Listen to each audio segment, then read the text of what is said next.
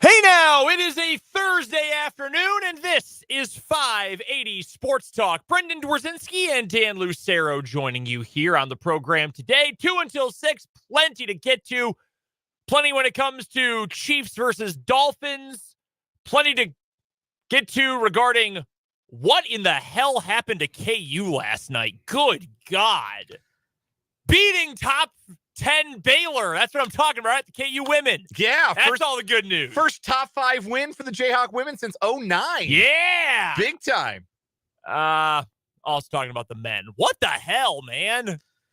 However bad you thought it was when you finally got around to checking a score last night, just know it was worse. Yeah, I watched, one of those expanded highlight videos because by the time I got home from Warrensburg, I didn't have time to watch a full game. And man, what the hell?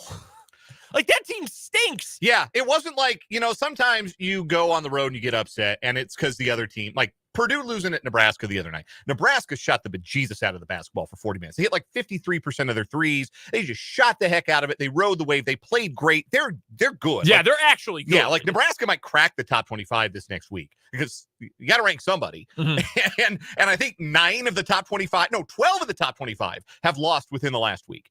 So somebody's got to be ranked. Houston lost. Yes. To Iowa State. They lose at Hilton. 4 of the top 5 teams in the country have lost to unranked teams in the last 48 hours. Like, that's not normal stuff.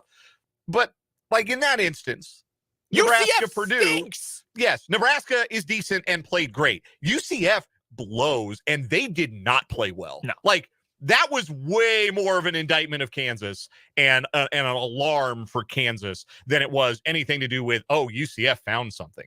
And we're going to get to that coming up today in the 4 o'clock hour. We'll also be joined for the first time this basketball season by our good friend, CJ Moore of The Athletic. The Big 12 basketball breakdown is back, and it's coming up today, bottom of the 4 o'clock hour. We are looking forward to that. Lots to get to with CJ. Again, including, what the hell, Kansas? Why?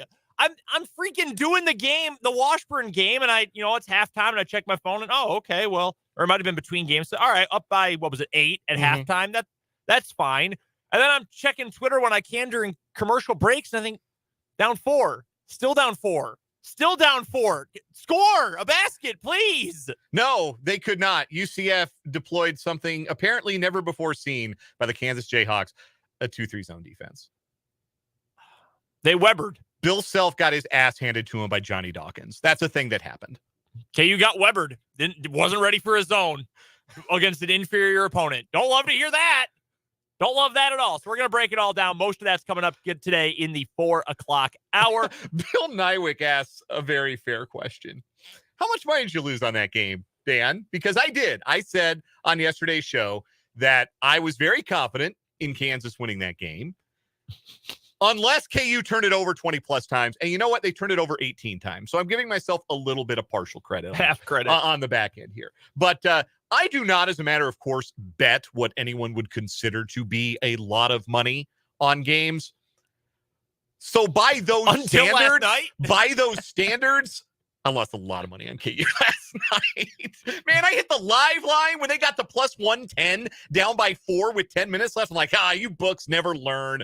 Making KU a money line underdog at any point. You're just giving away money. They lost. Thank God I was on the other side of the state line because I was going to do the same thing last night when I saw that score with about 12 minutes left. I thought, come on. You're just giving money away. So they saved me from myself there. Bill, no apology necessary. Appreciate you chiming in the YouTube comments. But, your boy took a bit of a bath, relatively speaking. Again, it's not like I got to go eat beans out of a can for the next month because of this. But it was a tough night. Yeah, that was rough. We'll break that all down, though. We'll talk about the newcomers in general and a lot more with CJ Moore in the 4 o'clock hour. Another head coaching vacancy official today. Bill Belichick gone. I was not here for the breaking news that Nick Saban is gone. Yes. I thought, man, he would at least get a couple more years in. I'm shocked. I really am. So we'll get to, and I know that's college. We're going to talk NFL head coaching vacancies. I don't think Nick Saban's going to take one. I think he is done. But we're going to rank the 8 coaching vacancies. What is the best NFL head coaching job now that Bill Belichick is leaving New England, which is also just unbelievable to think about. Did you hear his joke today, by the way? About the cameras? Yeah, he walked into his farewell press conference with Robert Kraft, and the first thing he says is, "Good morning. We haven't had this many cameras here since we signed Tebow," which is really funny. Like, there's what Bill Belichick gives you in press conferences, which is by design absolutely nothing. But like, if you get him started on something that he really wants to talk about, or he's in a mood where he really wants to talk about something, he is as engaging and almost gregarious as, like, there's an old clip of him floating around. It was from when they did the NFL top 100 players and NFL Network, when it was the NFL 100 season. And they were talking about Ed Reed and a play he made against Peyton Manning, an interception he made where he came like halfway across the field to intercept a deep pass. It looked like a sure touchdown. Bill Belichick looked like a little kid talking about that play. He's like, that's the best play I've ever seen. And you don't even recognize the tone of voice as being Bill Belichick if you weren't watching. So like, I feel like he is one of those guys who's probably sneaky funny, and like in the right setting would probably be like really fascinating. Like, I think he could have a great second career as a TV analyst if he wanted it. But that was a funny way for him to go out. That play, by the way, I know the exact clip you're talking about, where he describes how Ed Reed, the first time they ran this coverage against whatever play the Colts were running, intentionally ran the wrong play. He knew what the coverage was, and he intentionally did it incorrectly, so that when they ran it again, Peyton Manning had no idea that the actual coverage led to him getting suckered in by Reed. It's unbelievable. And we've seen the clip too of Randy Moss trying to convince Bill Belichick to come to his Halloween party. And Bill's, I don't know. And Randy Moss like, no, you gotta come, coach. And he went. Like players love mostly playing for Belichick.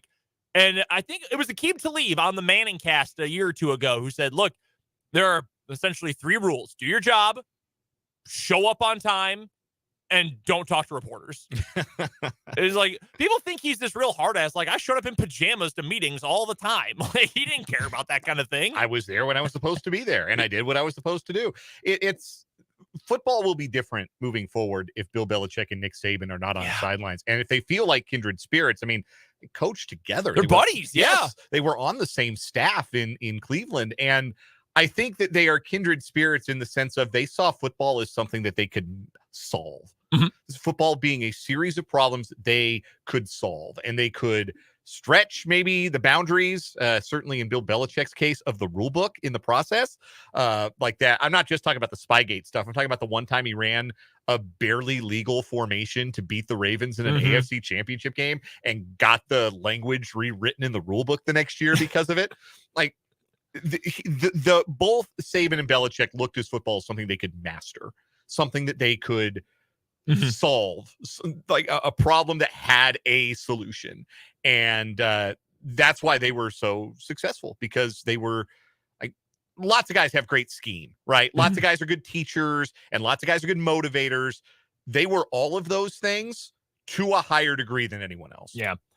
We all, by the way, to get the rest of this in so you guys know, Rick Peterson's going to join us 3:00 hour today. Some big news in high school sport, or Kansas high school sports today, excuse me. Yes, a shot clock approved for trial use in high school basketball across the state of Kansas for 2024-25. Keisha releasing a press release within the hour explaining that schools will have the option to use a shot clock at home games for boys and girls basketball next academic athletic year, 2024-25. Yeah. If they do it for one game, they have to do it for all of them, but it will be on a trial basis next year. You could see games played with a shot clock.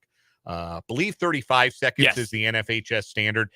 So that's what you would see. But we'll get Pistol's thoughts on that. That's pretty interesting. So he'll join us in the 3:00 hour. Mitch Holthus, the voice of the Chiefs, will join us in the 5:00 hour. We're taking your texts, 785-272-9429. And you can jump into the comment section on YouTube, our YouTube channel called 580 Sports Talk. Just head to YouTube, search 580 Sports Talk. Subscribe while you're there. You can check out the show broadcasting live today. One other note too about the personalities of these guys and the fact that they Remember there was that 30 for 30 with Bill Belichick and Bill Parcells? Yes. It stunk. I did not like it at all. Like, okay, they're just talking. Like, there's no narrative at all. They're just talking. The only noteworthy thing about it was, again, Bill Belichick enjoying himself. Yes, that's it.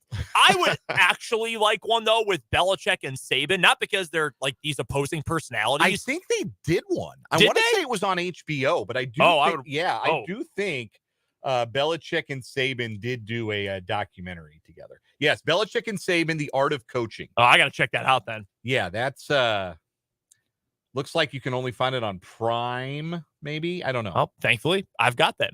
Anyone who wanted to watch Thursday Night Football has that as well, so I'll check that out. But the fact that they had these personalities in public, that they were ornery and correction, it's on Max. You can watch it on Max. Perfect. Yeah. Belichick more ornery with the press than Saban. Well, more antagonistic toward the press. Saban maybe more ornery. And he had so many great quotes in press conferences over the years and at his coach's show and all of that. But the funny thing about Saban being this, this college football old school hard ass is that he loved the dumbest humor. Like, who was it? One of his players said he loved D's nuts jokes. Yes, one of his players. That guy? It was before a national championship game in the press conference. He's saying, he's always making like touch D's and like that guy, Nick Saban loves those.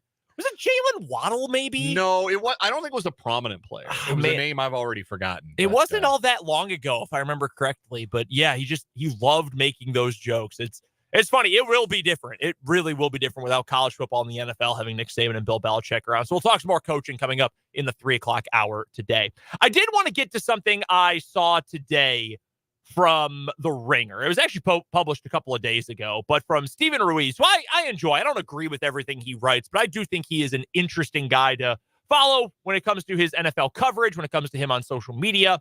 And he came up with a post that was the key to every NFL wildcard matchup. So I saunter ahead and I find what he says about the Dolphins and the Chiefs. And he writes, can Mike McDaniel protect Tua Tagovailoa from Steve Spagnuolo? And essentially, not a great matchup for Tua. He's finally healthy going into the playoffs. He's got a Swiss cheese offensive line. It's going to be ice cold. Spags had him in hell in the first meeting in Frankfurt. So not a great matchup, but he gets to what are the things that the Dolphins can do to try to negate the advantage that Spags is going to have here. What can the Dolphins do with their running game to try to negate some of the Chiefs' pass rush and their strengths as a pass defense? Which made me ask, what is the biggest question? We'll get to our keys to the game tomorrow in the 2:00 hour. But what is the biggest question for this game coming up on Saturday? And to me, it's in line with that. Are the Dolphins going to be able to focus as much as they need to on the run? The Dolphins are 18th in the league this year in terms of pass percentage. So 17 teams throw the ball more often than the Dolphins do. So they run it a little bit more than the league average, not by a whole lot, though. And you think of, you got Tyreek Hill, you got Jalen Waddle, you've got these guys who can make these big plays. They like to throw to guys, a little tight end screen game. They love to do that. And if you get behind against the Chiefs, like the Dolphins did first time they met back in Germany, you probably feel like you've got to pass and pass nonstop. If the Dolphins want to win, I think they need to run the ball at least half the time, which I know is so... Brendan, everybody knows you pass the ball to win in the NFL these days. I understand, but again, consider the elements. Consider what the Chiefs do well defensively. They don't allow guys to get open, and they get after the quarterback and hit them hard while receivers are running covered all the way down the field. The way to negate that is to attack what the Chiefs are the worst at defensively, and that is stopping the run. Efficiency-wise, you look at things like DVOA, look at things like EPA. The Chiefs have not been good against the run for the balance of the season. That would tell me, and I'm sure the Chiefs are planning for this, Miami's got to run the ball a bunch in this game. You've got to really use Raheem Mostert a lot. You've got to really use Devon Achane. You've really got to use Savon Ahmed. Whoever is active at running back in this game, you've got to use them a lot if you're Miami. That's the thing that's going to put the Chiefs, in my opinion, in the most conflict. Because if you're saying we're going to drop back 75% of the time and throw in the cold weather against this defense, the Chiefs are going to cruise in this game. I think the best way for Miami to keep this one close is to run a ball a lot and to try to attack that Chiefs weakness. I think the running game is going to be hugely important for both teams. We're not talking about, oh, it's going to be cold out. We're not even talking about, oh, it's going to be like really cold out.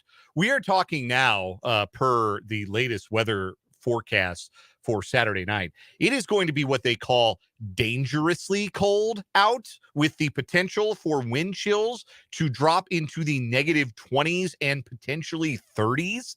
That is the kind of raw, bone-chilling cold that makes it really hard to throw the ball. Like, it makes it hard to grip the ball. Tua Tagovailoa, not the biggest quarterback. We know that. Makes it hard to get a good grip on a football with cold hands and really throw it down the field. So I think Miami is going to come to Kansas City with the idea that if we're going to win this game, we're going to have to do it on the ground. We're going to have to get big chunks on the ground. We're going to have a lot of window dressing in our running game and rip off successful runs like we did against the Chiefs the first time around when Mostert, who was the only really healthy, effective back in that game. They didn't have Devin Achane for that first meeting. Mostert, I believe, had 82, 85 yards on 13 carries, something like that. It was good yards per rush for Mostert. They ripped off a couple of big runs in that game. They're going to have to do that again. I think that's going to be the way that they move the ball most effectively. When you're dealing with guys who have joint pain, which describes basically every important skill player for the Miami Dolphins right now, and you're playing in that cold weather, that's going to limit their effectiveness. So I think that's the biggest thing for me, is just how effective are Mostert and Achane and Hill and Waddle, because those are the guys, right? Like, those are the two guys getting the carries. Those are the two guys that Tua Tagovailoa throws the football to. How effective are they going to be?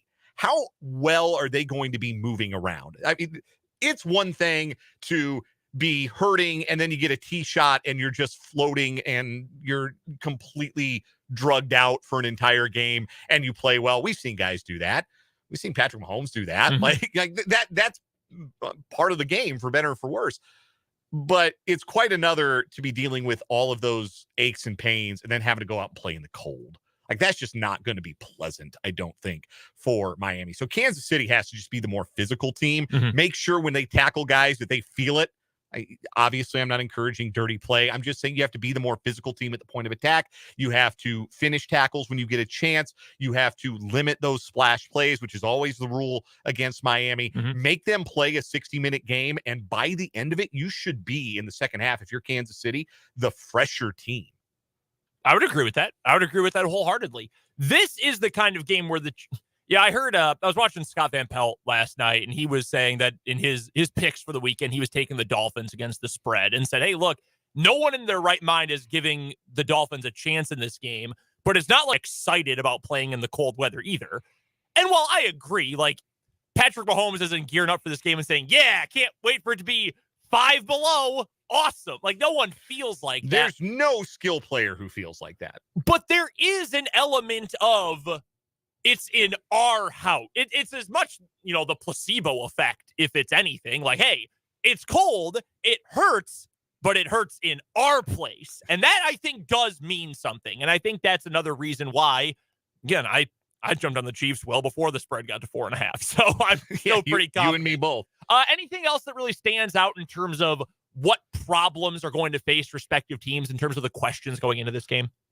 I think that, like I said, Miami is going to come to Kansas City with the understanding that we're going to win this game or not running the football. How does Kansas City feel about that?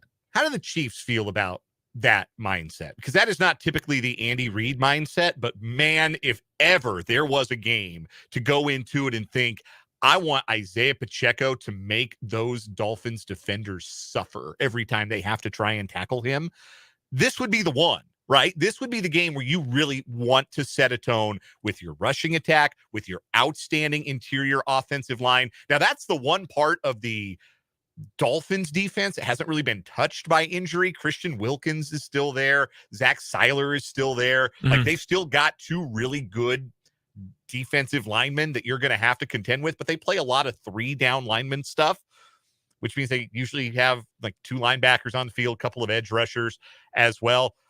Just put it on them on the ground. This would be the game to do that. Are the Chiefs willing to do that, or do they feel like we got to reestablish our passing game. We got to win on the back of Patrick Mahomes in this game. I think you can make Patrick Mahomes' job a lot easier, which is a nice thing to do for the best quarterback in the league, if you are letting Isaiah Pacheco set a physical tone for this game.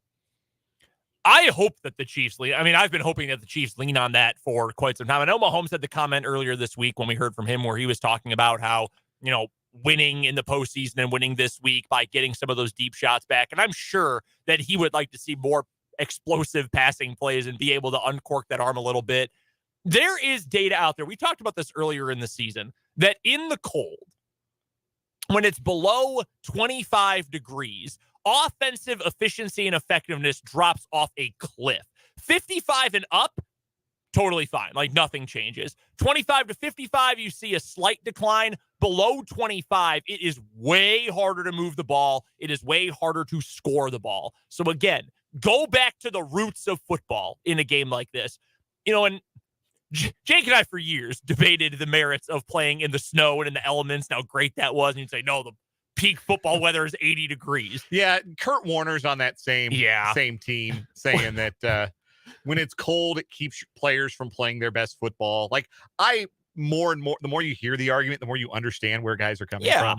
And I get it from Kurt Warner, too, a guy who found success late in his career wearing a glove and also had success in St. Louis and Arizona indoors and really struggled in New York where they play outside. Hell, when he was in college, you know where he played? Northern Iowa, in the Unidome. The Unidome. Like, he loved playing indoors in his career, so I understand that.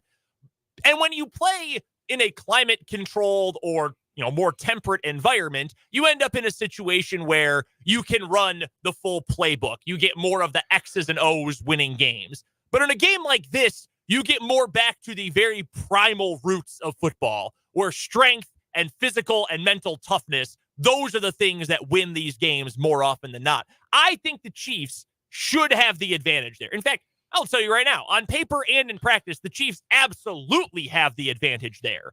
So play to it. Play into that strength. Be willing to say, we're going to use Isaiah Pacheco. Hell, even if it's not until you get to the second half and it's just time to run the clock and get out of there when you've got the ball offensively, use them. Use that to your advantage. Use a strength of yours. Don't say we're going off the, normally I would say you don't want to take the ball out of Patrick Mahomes' hands, but this is the kind of game where it's not really your choice. The weather itself, the conditions, the elements might be what's taking the ball out of Patrick Mahomes' hands. So steer into the skid instead of trying to, I'm mixing a bunch of metaphors here, but trying to swim upstream.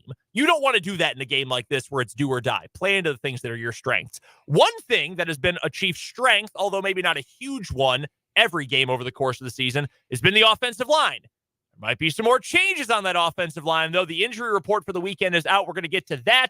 Plus, another reflection of how bad the Chiefs wide receivers have been this year. That's coming up next on 580 Sports Talk.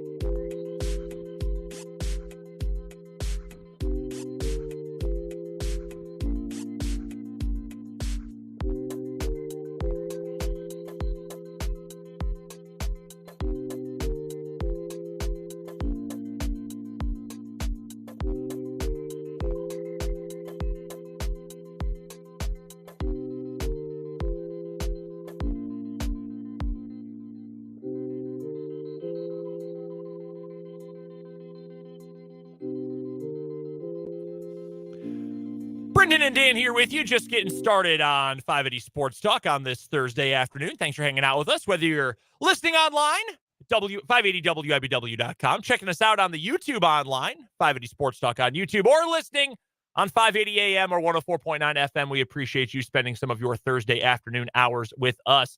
The injury report is out for the Chiefs for this weekend. Couple of wide receivers are questionable. Justin Ross with a hamstring, didn't practice Tuesday, was limited yesterday and today. Kadarius Toney with his hip and ankle injuries, he's been limited all week. Wanye Morris in the concussion protocol, not able to go this week, but, and if I am not mistaken, not missing anything here, Donovan Smith limited all week with that neck injury that's bothered him for a month now. No injury designation, so Donovan Smith going to resume his starting job at left tackle for the Chiefs this weekend. Yeah, and he was full go today at practice, which was really encouraging. To get him back at full go, to have had L'Jarius Sneed back at full go each of the last 2 days. It's not often that you go into wild card weekend healthy. That is because typically you do not get to use week 18 as a rest weekend the way that the Chiefs did, and being able to keep Donovan Smith off the field, to keep L'Jarius Sneed off the field, to let those guys have an extra week to kind of rest those maladies.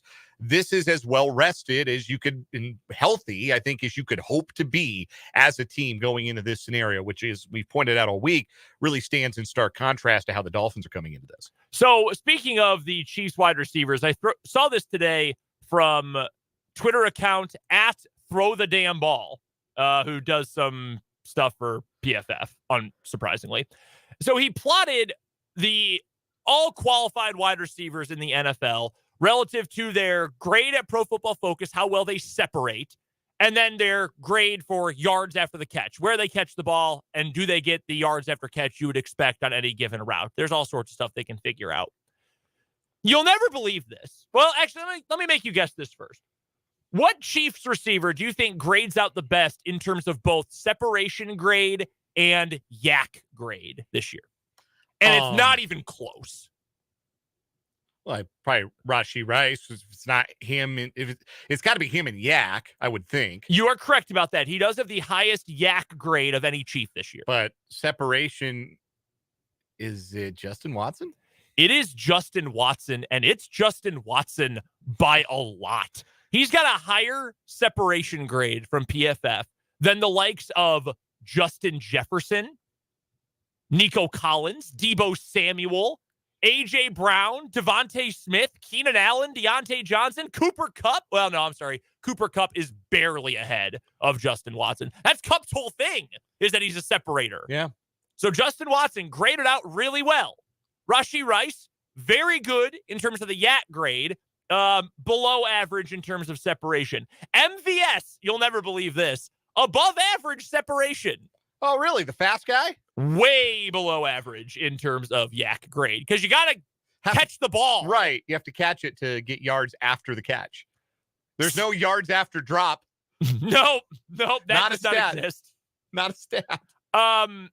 There's one other qualified Chiefs receiver here. Yeah, I see Sky Moore. It's not good. You know, the thing with graphs like this, and I know this isn't a visual medium, usually a lot of the names, when you put like hundreds of receivers or hundreds of players all in the same chart, they're all bottled up. It's hard to find like one specific player. Not Sky Moore, though.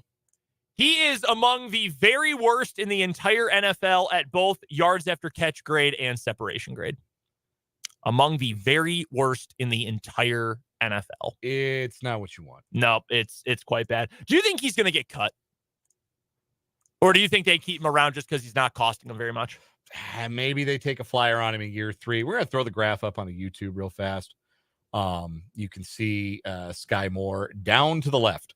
Like when you have graphs like this, just know that the top right quadrant is where you want to be. The bottom right quadrant is, and the top left quadrant are good at one thing, not so good at the other thing. Mm-hmm. And the bottom left quadrant is bad at everything. So here are some receivers that you have probably heard about this year in the NFL that have had very bad years. Allen Lazard, highest paid free agent wide receiver this past offseason, going to the Jets. He was a healthy scratch the last couple weeks of the season. He was awful. he is in the same category as Sky Moore. Terrace Marshall, who I thought of as maybe a trade candidate, like, ooh, maybe the Chiefs, they wanted to add someone, former top 60 pick, guy who is kind of fallen out of favor. Carolina's really bad. He sucked this year. He's right there with Sky Moore. Quentin Johnston. Terrible rookie year for Quentin. Terrible rookie year. And then maybe the worst wide receiver in the NFL. I believe he was the worst according to ESPN's analytics, Devontae Parker. That's the category that Sky Moore is in. That's how bad. I would, and I don't mean to be callous here, I'd cut him. Like, what do you gain by keeping him around? He went from bad, but with maybe some potential as a rookie, to, nah, dog, he's just bad.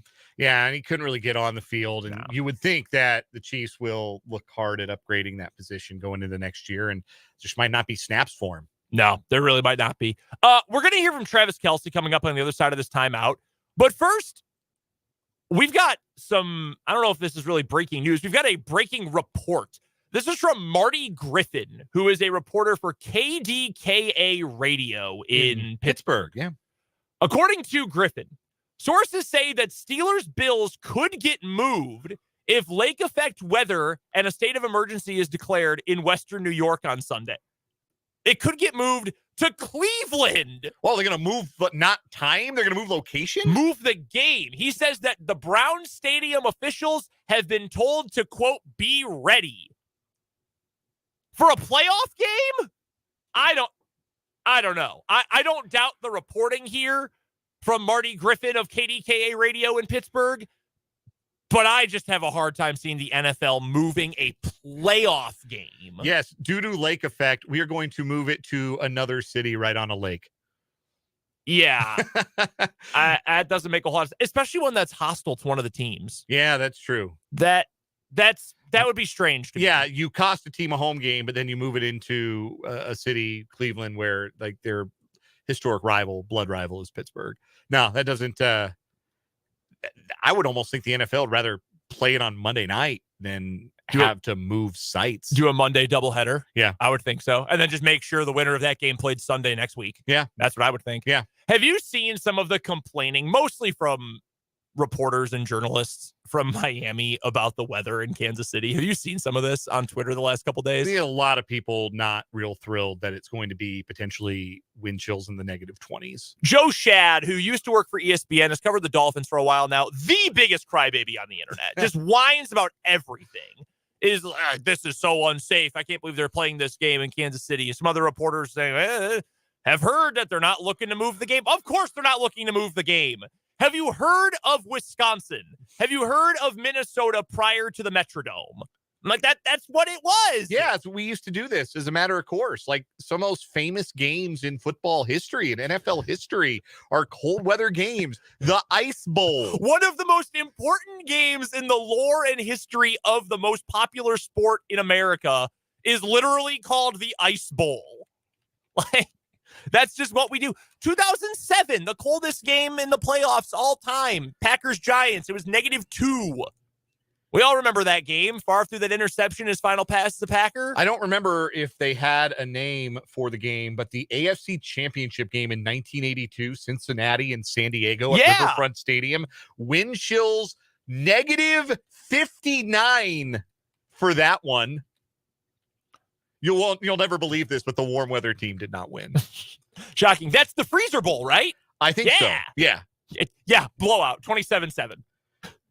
Yeah. The Ice Bowl weather wind chill only got to -48, but balmy. But the actual temperature was -13, where it was only -9 in Cincinnati on that day in 1982. The story of the Ice Bowl is so great. I mean, it's just a great story, but also the fact that Lambeau Field had a field warmer system underneath. I mean, they were super prepared for the mid-1960s for that game. The problem was it was so cold that it broke. Yeah. That's the reason the field froze. They had a plan. It was just too cold for that to even work. The Favre game you mentioned, the 07 NFC title game, -24 wind chills, -4 degrees. All of the other playoff games in NFL history that have kicked off with a temperature below zero have been in Minnesota. 2 at the old Met, and 1 the Blair Walsh game, the Seattle, Minnesota in the 2015 playoffs, where Blair Walsh shanked that 20-yard field goal at the end. So that was played at the Golden Gopher Stadium. Yes, that was at TCF Bank Stadium, yes. Yeah, that's right. Remember, Bud Grant came out in short sleeves for the coin toss? Yeah. He was like 112 years old, and he went out there in a t-shirt, in a polo. I'd forgotten about that. He did do that. I remember everything about that game. I remember Paul Allen having a freak out when Blair Walsh missed the kick, which the is the best. Can't end like this. I love it. I love when Paul Allen's miserable. Oh, it just brings me so much joy. I obviously had a stake in who won that game. When Blair Walsh missed that kick, I shrieked. Like, remember the episode of Simpsons where Bart thinks he witnessed a murder because Ned Flanders screams really, really high? Yeah, that's what I did. I did a Ned Flanders scream when Blair Walsh missed that kick. I could not believe what I was seeing. Sam asks on YouTube, will you guys be at the game? No. We will not be. I've been to a real cold weather game. I was at Lambeau Field once when kickoff temperature was 10 degrees. Like, I've been to games like that. Not quite like this, though. Coldest one I've ever been to was a Sunday night game at Mile High Stadium, the new one. Mm-hmm. Indianapolis and Denver, and Mike Vanderjagt banged home a game tire and a game winner in several inches of snow. Game tying field goal, end of regulation, game winner in overtime. And it was so quiet on the way out because you couldn't hear like footsteps. Yeah. It was just feet on snow. It was just it was all you could hear, like the crunching of snow on the way out of Mile High Stadium. That was wild. That's one I remember. Idiot kicker making idiot kicks, getting all liquored up. I love Mike Vanderjagt solely for that Peyton Manning rant. One of them was a 50-yarder too in the snow. He was a hell of a kicker. He was very good. Yes. And he's also an idiot kicker who got liquored up, according to Peyton. We have to get to a timeout. We're going to hear from tight end 1, Travis Kelce, next on 580 Sports Talk.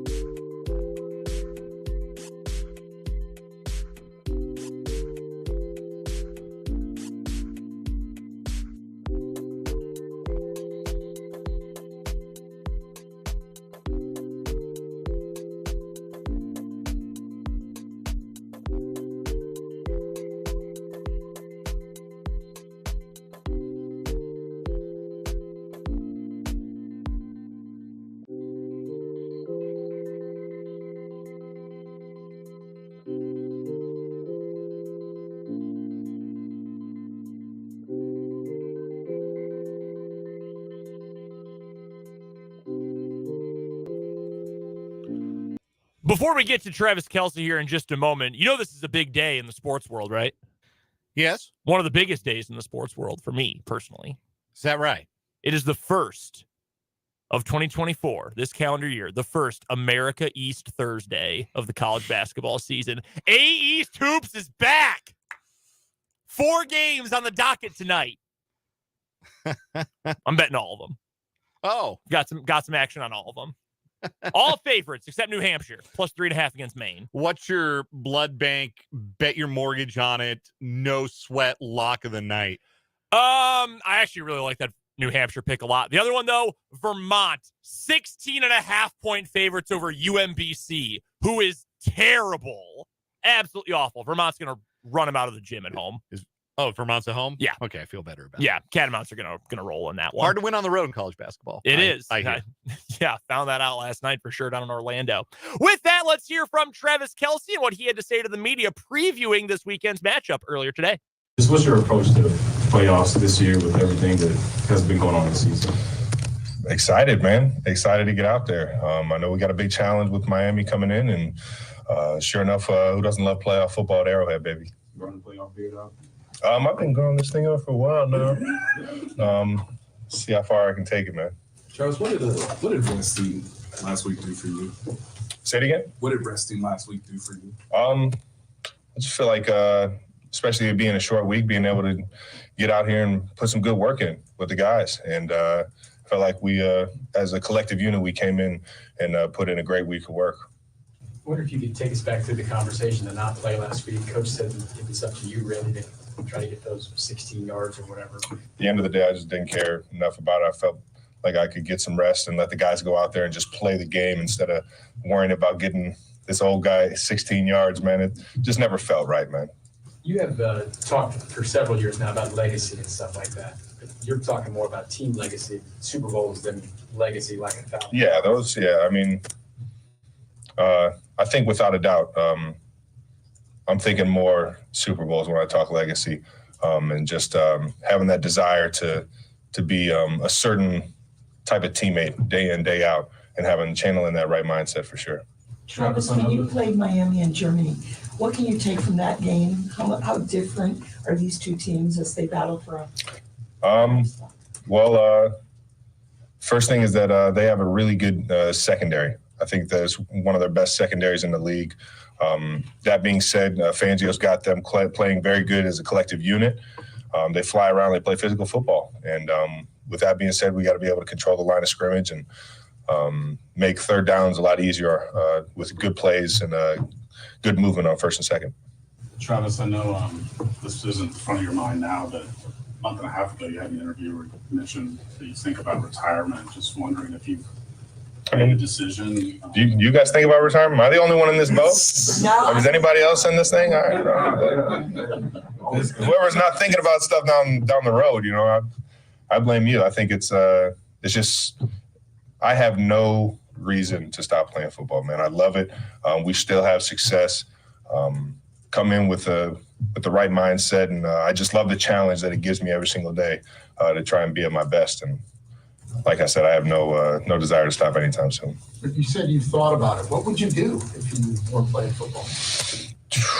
That's the point. The off season, being able to get out there and really find what you love to do. And I've been fortunate to do a few things outside of the sports world that I've been enjoying doing, like getting on camera. The SNL stuff kind of opened up a new happiness and maybe a new career path for me. But it's funny for me to even say that at this point in my career, because I think it's so much further down the road than it is right now. Travis, when you get a break like you did last week, you have had so much attention from all the defenses. They play you physical. They try to disrupt everything. You're the main guy. Did you get any perspective on maybe a way to, handle that kind of attention, or what you can do to kind of somehow, kind of free up a little bit when you're looking at videos? Still ways to impact the game, and that's in the run game, being able to be a good blocker, in the pass game, running my routes accordingly to get other guys open if it's possible. Getting a lot of attention, you can free up a lot of guys, and I think that's the biggest thing, is you're still finding ways to help out the team, even if they are quote unquote taking you away. But love the challenge. I apologize, Travis. In your 11 years in the league now, between the hyper-excited in week one and just the little mixing games that go throughout the year and the challenges with the offense, has this been the most challenging year for you, maybe? Man, I would have to go down the list year by year, but I've enjoyed the challenge of this year. Obviously not the same success, but it's a different journey, and you just got to appreciate every journey as they come along, man. What about this challenge have you enjoyed? It's like I said, it's just new. It's new. It's a new feel. It's a new challenge to find ways to get open. It's a new challenge to find ways to get wins. I think I went up to Amenahu after one game or during one game and said, man, we just got to become a team that just grinds these games out, man. It's not the same NFL as it was for us a few years ago. And for whatever reason, when it comes down to third, fourth quarter, we just got to be able to grind it out as a team. And I think everybody understands that. At what point have y'all understood that, the points just are not going to come as much as like they used to? I think you're always trying to challenge yourself to have that, to get back to that success, because those are the expectations you set for yourself, right? So it's not just accepting it; it's still trying to get to those goals, but at the same time, understand situational football towards the end of games and be there when your team needs you the most. What's the key to locking in on the playoffs? I mean, you feel a difference in the air right now. At this point in the year, you just know you got a special team. You've gone through the ups and downs of the season. You find yourself sitting in the playoffs, and anything can happen in the dance. Couple more. You have so much playoff experience yourself, and even your young guys have a lot of playoff experience because you won the Super Bowl last year. How important is that, and can you maybe remember what it was like your very first playoff game? There wasn't a lot of people on this team who had playoff experience at that point. It's just going to be really fast. It is what it is. The playoffs are that much faster, and it kind of gradually goes steps as you go along in the playoffs, and you got to practice that much harder. It's not necessarily that you're practicing harder; you're just practicing with that much more focus on the little things, and it's because things happen faster in the playoffs, and it can be overwhelming, but at the same time, I think that's why you got good leaders, guys that have been there, and we've been fortunate to have those guys. The experience is valuable, though. Oh yeah, guys are just flying around. They don't know what they don't know, baby. We'll close it out with Adam and then Nate. Travis, you talked a minute ago about how this has been a different kind of journey for you guys. Mm-hmm. Trying to find different ways to get the job done. Has that had an effect on Pat, you think, one way or the other? We're all growing in this thing together. It is, I think Coach Reed, even over the course of his career, he's had some ups and downs, but understands, what it takes to get there. And so you latch onto those leaders and you take advice when you can and just roll with the punches, because we all are still kind of learning in this thing together. Every single season is going to be different, and you got to accept it. And Travis, I know you obviously had a moment with Tyreek after the game in Germany. Just how much have you thought about having time during Saturday's game to watch what he's like to perform in Arrowhead for the first time as an opponent? You know what? I expect KC to give him nothing but love until he's putting up the peace sign or something like that. Then he might hear a few boos, but who he was for this community it speaks volumes. Every single kid's camp he had, he made it his effort to go out and shake those hands and give those kids an experience they'll never have again. And that's why Tyreek is loved in this city, and he'll forever be loved in this city because of who he was off the field in this community as well, man. So it's gonna be electric just to see him, man. He's always one of the best football players in the league when he's on the field. So that's Travis Kelce speaking earlier on today. This has nothing to do with what he actually said and the points he made. And I always enjoy listening to Travis Kelce. I do the same thing sometimes, right? You get a little frog in your throat, you say a word and it doesn't come out saying the way you meant it to sound. It just sounded like he said Tyreek Hill spoke volumes about what he did in Kansas City with his charity work. I thought that was very funny. You wouldn't normally say that about someone. I wouldn't have known that. That sounds like the kind of typo 2011 Travis Kelce would have made on his Twitter account, though. They are funny. They're very wholesome, surprisingly wholesome. I just gave a squirrel a piece of bread. It's very nice. That was a fun wave when those were getting discovered by the Swifties this season. Time. 3 o'clock hour of 580 Sports Talk. There you go. I just did it. 3 o'clock hour of 580 Sports Talk's coming up after the news.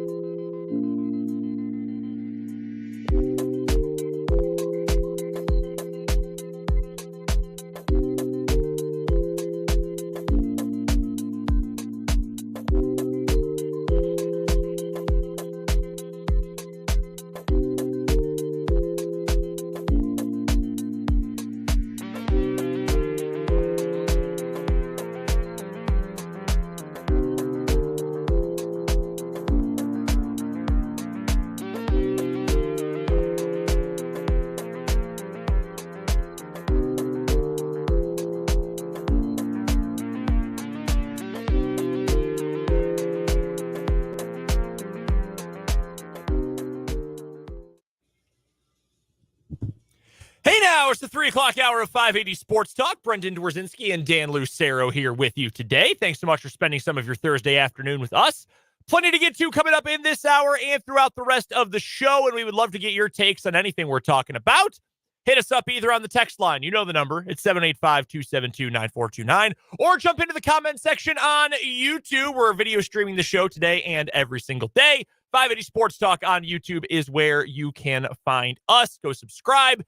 It's where you can find today's live stream and comment section, old editions of the show, instant reaction from K-State and KU games, Chiefs instant reaction shows. All of that, again, can be found on our YouTube channel called 580 Sports Talk. A fun topic you can weigh in on the text line today. We were talking about it earlier as temperatures are anticipated to be dangerously cold.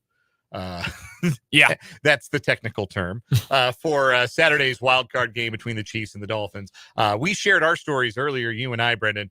But what's the coldest you've ever been at a sporting event? Chiefs game, KU K-State game, I don't know, early April or late September Royals game. Coldest you've ever been at a sporting event. Hit us up, 785-272-9429. We have one listener recall a early 90s Chiefs-Steelers game at Arrowhead where Nick Lowry missed a late field goal. There's a blast from the past. Wow. I've used Nick Lowry on the Immaculate Grid a couple of times. Oh, yeah? Yeah. I was really proud of myself. I got like a 42 today. Hey. The Broncos and the Seahawks were on it, so it was kind of, I felt like, all right, this is my wheelhouse. Yeah, my buddy got a 10. Wow. 10. Dang. Yeah, man. This is your friend who you compete with every day, yes, right? Yes, Yeah. my friend who is a Broncos season ticket holder, and that's who I went to that Colts-Broncos game I was talking about with. Like my friend going back to freshman year of high school, and he kicks my butt every single day on that game. It's a little humiliating. All right, trivia here. Nick Lowry, where's he from? Where was he born? You born in like Germany or something? Munich, West Germany in 1956. There you go. Where did he go to college? See, he wasn't a Mizzou guy, was he? He was not a Mizzou guy. No. I don't know. Dartmouth. Oh, He's an Ivy League guy. So the exact opposite. Ha! Dan said it, not me. Although I was thinking it as well. So That's not very nice of me. We'll talk some more NFL here in just a second. We'll get to the best available coaching jobs in the NFL. Which job is the best? Which job is the worst? We'll also play either or over under this hour. Plus, Rick Peterson will join us for the Lewis Toyota High School Whiparound on the Fleming Place Wine and Spirits hotline. Plus, your text 785-272-9429 and your comments on the YouTube stream. One thing I wanted to get to real quick while we're talking coaching here, Nick Saban speaking to Reese Davis of ESPN. This has been transcribed by Stuart Mandel of The Athletic, so I assume this was on TV today on ESPN. Reese Davis, by the way, an Alabama grad, so I'm sure that's why he got the interview here. But Nick Saban said, quote, "In hiring coaches and recruiting players, my age started to become an issue. People wanted assurances I'd be here 3 years, 5 years, and it became harder to be honest about it. And to be honest, this last season was grueling. It was a real grind for us to come from where we started to where we got to. It took a little more out of me than usual. When people mentioned the health issue, it was really just the grind. There's no illness, just can you sustain this season from a mental grind point?" Saban also said he had to be more involved with the defense this year. Good job, Kevin Steele. Quote, "To put a little more stress on me, it made me feel like maybe I wasn't doing as good of a job as I needed to in other parts of our team. I just have a high standard for how I do things. If I don't feel like I'm living up to that standard, I'm really disappointed. I wasn't disappointed in this season. The team was fun to coach, and I was very proud, but I felt like I could have done a better job if I was younger." Honestly, I give a lot of respect to Nick Saban for that being your reasoning, because way too many guys in way too many industries, especially in sports, hang on way too long. And to be able to say, I can't do this the way I want to be able to do it anymore, I give him a lot of credit for that and be able to go out on his own terms. There are a lot of people who speculated, and none maybe more prominent than Deion Sanders on Twitter, that the changing shape of college football and what it does demand of coaches now is what maybe drove Nick Saban to decide, hey, now's the time for me to step aside. But I have two thoughts on that. Number one, if anybody enjoyed the recruiting grind more than anyone else, it was Nick Saban. Yes. Nick Saban once asked his assistants to work on Christmas. Like, the work he seemed to enjoy the work very, very much. When you get to your 70s, maybe you just don't want to do any of it anymore. Yeah. Maybe it has nothing to do with NIL, has nothing to do. I know it's very popular for people to try and discredit. That's not really the word I'm looking for, but you get the idea. Mhm. Discredit NIL or say it's a bad thing. It's wrong for college athletics. Even those who will admit it's good for the kids will say it's bad for college sports as a whole. I don't think that's why Nick Saban stopped coaching. I think Nick Saban stopped coaching because he's 72 years old. And that's a long time to do anything. And when you get to your 70s, maybe you just want to chill with your wife and go fishing and feed the ducks, man. Eat something other than oatmeal cream pies. Did you see people were leaving them at the foot of the Saban statue in Tuscaloosa? I grew very concerned that the man had actually died, which I They're mean, acting like it. It took a month between retirement and kicking the bucket for Bear Bryant, but Yeah. different set of circumstances. Yeah, Also, I don't think Saban was a secret chain smoker either. Eating More literally nothing. of a lipper guy than a smoker. Yeah, and eating nothing but oatmeal cream pies, like 2 of them every day, every morning for decades, like that's probably not great for your health. But also, Bear Bryant was like, it was amazing he's lived as long as he did, given how unhealthy his lifestyle was. I think Nick Saban will hopefully, God willing, be around for a while. You were mentioning Belichick could be on TV. I think Nick Saban would be great on TV. Saban's coaches shows were always really, really good Awesome. because he could take one play and talk about it for the entirety of the show. Yeah. Like nobody was better at explaining that stuff. Like if you ever had the chance to watch him talk about football, you came away from it feeling like you learned something. Yeah.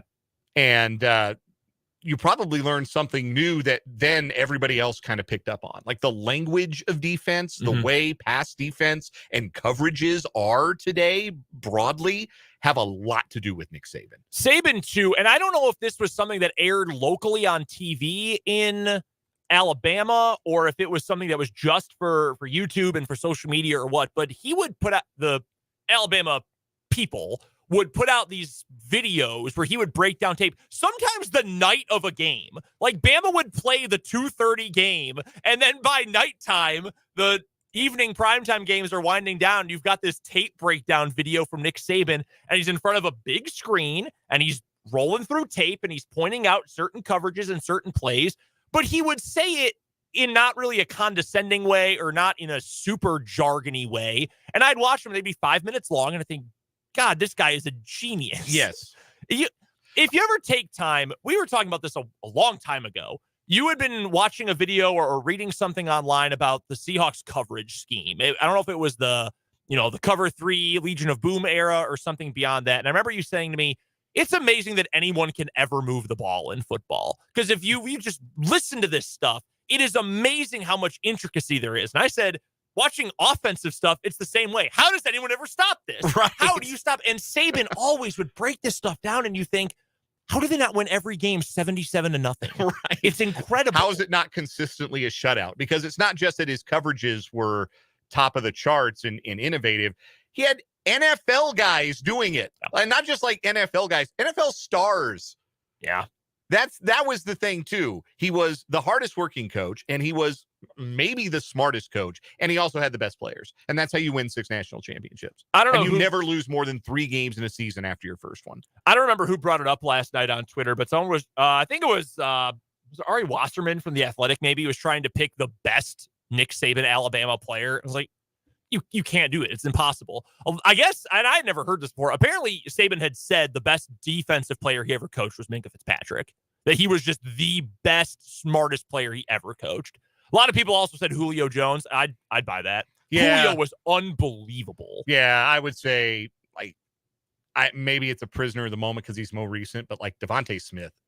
We won a Heisman as a wide receiver.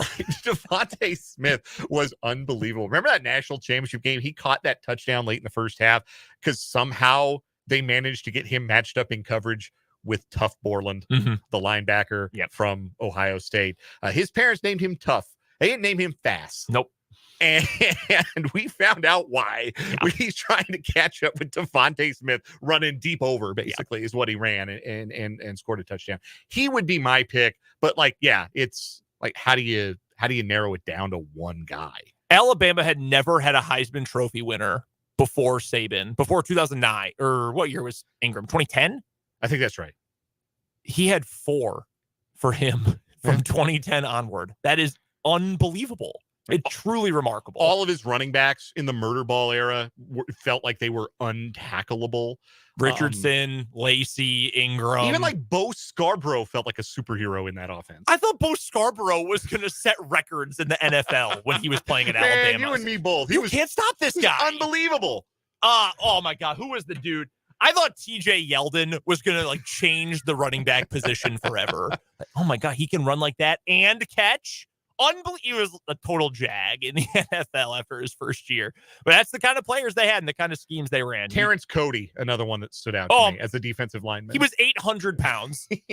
You can't make me believe he was anything less than that. They called him Mount Cody. Barrett Jones won postseason awards at 3 different positions: guard, center, and tackle. It just remarkable talent over the last 15 years. I do not envy the dude who's got to replace him. That would suck. Yes. There are more people very eager to not be that person and probably get a tidy raise from their current athletic department than to be that person. I thought it was going to be Kiffin. I really did. But now it seems as though he's going to stay in Mississippi, in Oxford. I bet that's just until the next guy gets fired. If I had to guess, Lane Kiffin is going to be the guy after the guy at Alabama, or Sark. Either one of them wants to be the guy after the guy. Because no one... Yeah, the guys who were there, they get, like, not wanting to come and do it. Gene Stallings won a national title after Bear Bryant left, and they couldn't wait to get rid of him.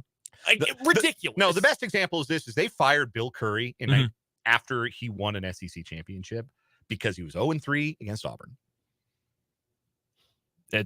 Hey, there are a lot of Ohio State fans who want Ryan Day fired for the same reason the last 3 years. Well, those are the two programs, right? Like, and Ohio State's not even close to Bama really either in this. But those are the two programs where if you do not win a national championship, you have failed. Full stop. You have failed. Yep. There are lots of other programs where that is an expectation, but there are only 2 where it is the expectation, and there is only one Alabama. No, only one. There will only ever be one, too. So that's the college game. On the NFL side of things, we talked about it earlier today. Bill Belichick, he officially is parting ways with the Patriots. We have 8 coaching vacancies right now. The Raiders, the Chargers, the Panthers, those were all during the season. Arthur Smith was fired 4 seconds into Black Monday this year. The Commanders, the Titans, the Seahawks. Are you doing okay, by the way? Yeah, man, it was time. Yeah. I appreciate Pete Carroll forever, but it was time. Yeah. Like, I kind of feel like that's why it happened, because there was an acknowledgement from, like, they were not meeting a standard in that building the last 3 years. But it's also hard to fire the guy who's the whole reason there's a standard. Yeah, no, I think that's entirely fair. Very powerful press conference afterwards. You could tell it meant a lot to him. Man, Russell Wilson dropped everything and got on a plane to Seattle to have dinner with him last night. Russell Wilson, the guy who tried to get him fired, dropped everything to go celebrate with him and Richard Sherman. Those two couldn't hardly be in a locker room together after Super Bowl 49. Tells you how much Pete meant to those guys. Yeah, it really does. And then obviously the Patriots are open as of today. Which job is the best job? So, or it might be easier to say which one is the worst, because I think some of these are kind of gross. I think there is one of these in particular that is definitely the worst of the bunch. I do too, and I think it's Carolina. I do too, and it's all about David Tepper. It is, and it makes me so sad because I really like Bryce Young and I want him to be good. But you've got the most meddlesome. There's not a lot of great owners in this group. Kraft is a good owner. It's yet to be known if Josh Harris is a good NFL owner. Yeah, but Tepper is the worst. Yes, David Tepper is the new Dan Snyder. He's the new standard bearer, but in the wrong direction for what you don't want an owner to be. Easily. So that's the worst one. And I feel bad for Bryce Young because I want him to succeed, but it's ugly in Carolina. I would not want to take that job right now. On the other side of the spectrum, honestly, I think you could make an argument for several of these. So we have a text from the 785 who says that the Chargers is the best job because they have the best quarterback situation. They do. They have Justin Herbert. And he's locked up long-term. They put a ring on it, the whole thing. Their cap situation coming out of this year is rough. Not great. And they are really not far away from kind of having to make some hard decisions about the other elite talent in that organization. Bosa's, Derwin James, Khalil Mack's got a huge cap number. Keenan Allen's got a big cap number. Austin Eckler wanted more money, had a lousy year this year, probably isn't going to get it. They're in a really bad roster situation outside their quarterback right now. And I think you could also argue that they have a second worst ownership situation because the Spanoses are cheap. And I feel like it hasn't really been reported because everyone forgets about the Chargers, but they are also having major family infighting in the ownership group. Yes, they are. Yeah, a lot of that going on with the Spanos family right now. So, yes, on the one hand, you get that job, you and Justin Herbert. Like, I would totally get that. That's not going to be a job that you got to think twice about, I don't think, if you're particularly an offensively minded head coach, or if you want the security of knowing I took the job and I've got my quarterback for the next decade. If I play this right, I've got the only quarterback I'm going to ever need. I'm not going to have to make a hard decision about the most important position on the field. That's done. We've got Justin Herbert. But the rest of that roster, as we saw this year, is not real good. And it's not. You're going to have to, I mean, look, if you're going to start from scratch with a quarterback, that's not a terrible place to be, but you are signing up for a bit of a unique situation where I don't think that's necessarily slam dunk, obviously the best job. I would agree with that. I really would. And that it's been a really overrated roster for quite a while. Here is one, and I know he's been tied to this job, not for any real reason other than Justin Herbert. I do think even with those issues, and honestly, if Jim Harbaugh doesn't take the Chargers job if he goes to the NFL but doesn't take the Chargers job, it's probably because of ownership. He's dealt with bad ownership in front offices before. Yes. Doesn't want to repeat what happened in San Francisco. But if you have a guy who wants to have the ability to have full control over the roster and be the head coach, which a certain couple of guys who might be available would like to do, LA might be the place because the Spanos is cheap. Well, I mean, shoot, why would we pay for two when we can just give a little bit more to one guy? Jim Harbaugh, the assumption, the common school of thought is he would like more roster control if he came back to the NFL. Bill Belichick, we'll get to him more in a second, we know he would like roster control because he had it for a long time in New England. Maybe that's a reason someone goes to the Chargers. Maybe the Spanos to say, hey, let's stop being completely irrelevant. Let's hire Jim Harbaugh. Let's hire Bill Belichick. I doubt it, but it's possible. Yeah, this would be the time to take a swing, right? Yeah. Like this would be the opportunity because, 2 years ago, we thought that division, the AFC West, was loaded for bear to try and take down the Chiefs. And nobody's done it yet. And all three of the guys who were the head coaches in 2022 aren't the head coaches there anymore. So there's still that power vacuum. There's still that question, who's going to step up and challenge the Chiefs? If the Chargers want to draw a line in the sand and say it's going to be us, then they go and they make a home run hire and they write a big check for it, which again, Spanos fan, look at the last three guys they've hired. Brandon Staley, coordinator, who was not the hot name. Yeah. Before that, it was Anthony Lynn. Before that, it was Mike McCoy. What about their recent history suggests they're going to write that big check for Harbaugh or they're going to write that big check for Belichick? I think for me, again, you can spin this a couple of different ways. I think the three that stand out as the best jobs, I would start with in the group, no particular order. I think Seattle's in there because Seattle's a team that is right now committed to winning, and that is important.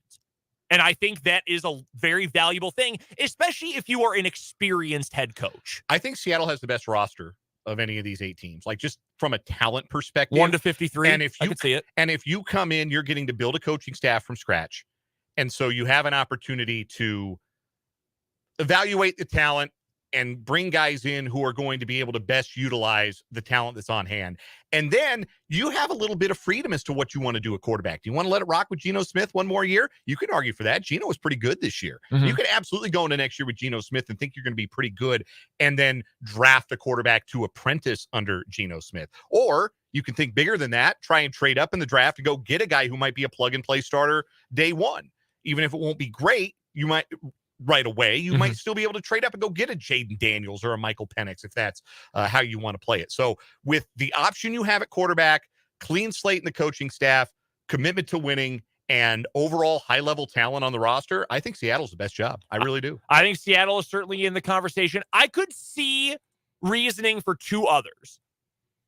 And it's crazy to say Washington. This one's the bigger stretch. But the reason I think it is possible, you're getting a top 2 quarterback in this class. Mhm. If it's not Caleb Williams, and my bold prediction for this year was they're going to trade up to go get Caleb, but you can get Drake May. So you can get in young quarterback. I don't hate their roster. I liked it more when they had Young and Sweat on defense, but I think they have at least a handful of pieces there. You've got an owner who I think is going to be willing to spend. You've got a little more energy in that franchise right now. I wouldn't put them number 1, but I think you could spin it that way. The other one is Atlanta, and it's because of the young pieces you have on offense. That's the big reason. Their defense, they added some nice pieces this past offseason. Their defense was improved in theory. You've got Bijan Robinson going into year 2. You've still got London. You've still got Pitts. You've still got an offensive line that, frankly, should be better than it was with a nailed-on left tackle in Jake Matthews. I think there's a lot of intrigue with that Atlanta team, especially if you're one of the offensive-minded coaches. Yeah, you might only be a quarterback away, which is exciting and scary in equal measure. So I think Seattle and Atlanta to me are the most appealing jobs. Washington, I don't love the roster, but certainly you have an owner who wants to show that things are going to be different. New England's a rebuild, I think, totally. Tennessee probably is too, and as much grief as we just gave David Tepper, I don't think Amy Adams Strunk knows what she's doing. She has absolutely no clue. No, I don't think that's a good ownership situation here. She inherited the franchise from, was it her late father? Bud Adams, yeah. Bud Adams, and she doesn't seem to be very good at this.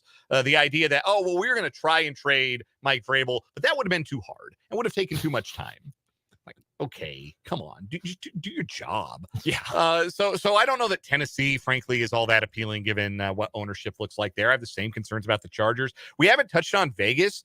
That's interesting because you do have some high-end talent on that roster, but is that job really open? Because I think the players just want him to give it to Antonio Pierce. And remember, when Mark Davis had this same scenario the last time, where Rich Bisaccia got that team to the playoffs, and every player on that team wanted them to bring Rich Bisaccia back. They rallied around him. Mark Davis says, no, I'm going to take a big swing, and I'm going to hire Josh McDaniels. And you saw how that worked out.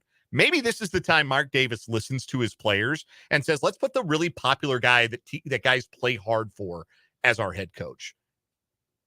If you're not landing Belichick, Harbaugh, or Vrabel, I think that's the right move to do. Because Belichick might be the greatest of all time. I think Harbaugh's a really good coach, even though he's been out of the NFL for a long time. And I think Vrabel's a great coach. You've heard me talk about that this week. If you can't get one of them, I think it's Antonio Pierce. And I don't mean that like, well, he's your 4th option. I think he's a good option for that team. I think guys have really responded well to him. I think as a motivator, people say CEO, head coach, and it makes it sound like they're not actually like calling plays or designing game plans or anything. I don't think that's the case, but I do think his role as leader over X's and O's guru, I think that fits him, and I think it fits that team. You know, Tomlin is a lot like that. I think he would make a lot of sense. One scenario I'm going to throw out for you here, picking 8th. You could take a quarterback if you're Atlanta. You could, maybe Jaden Daniels, maybe Michael Penix. Maybe you wait around and take Bo Nix or something. I don't know. Let me throw out a scenario for you. You've got Pitts, you've got London, you've got Bijan, you've got an okay offensive line, you've got a defense that is steadily improving. They've got $37 million in cap space, and almost their entire roster is already locked in. They've got 56 players under contract, still with $37 million of space. Kirk Cousins. It's not a bad thought. Russell Wilson?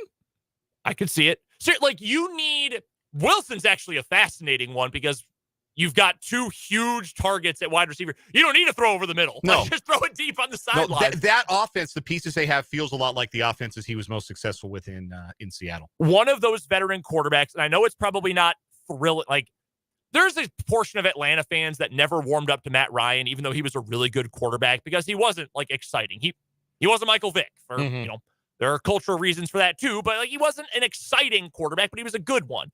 Kirk Cousins is not thrilling anyone. Russell Wilson at this point in his career, maybe not thrilling anyone. But with those pieces around him, I think you could be a pretty good offense going into next year and maybe the year after that with just a good veteran quarterback with an adult in the room at head coach, which I don't know that Arthur Smith always was. So those are the jobs I think are possibly some of the best. Real quick, because we do have to go to a commercial break. Belichick, yay or nay? Is he done? I think he's done. I think him and Carroll are both done. I think Harbaugh goes to the Chargers. Man. I think Vrabel takes a year off. Takes a year off. Interesting. Because it sounds like New England's going to go with Gerard Mayo. Seems like the name that's. I'd read about that, Mm-hmm. that they were kind of priming him to take over for Belichick. One of Belichick's all-time favorite players, in fact. Mm-hmm. Yeah, I mean, Vrabel in New England made so much sense. Yeah, if it's not New England, he takes a year off. I think that makes sense. None of these guys are taking Carolina, though. I know that for sure. No, Carolina going to hire Brandon Staley or something ridiculous. Oh, my God. You got to fold the franchise if you do that, man. You got to board it all up. It's over. It's done with. Put a team in Montreal before you do that. Carolina head coach Ron Rivera, part 2. Oh, my God. That's gross. We have to get to a timeout. When we come back on the other side of this break, we've got either or over under, and Rick Peterson will join us later on this hour here on 580 Sports.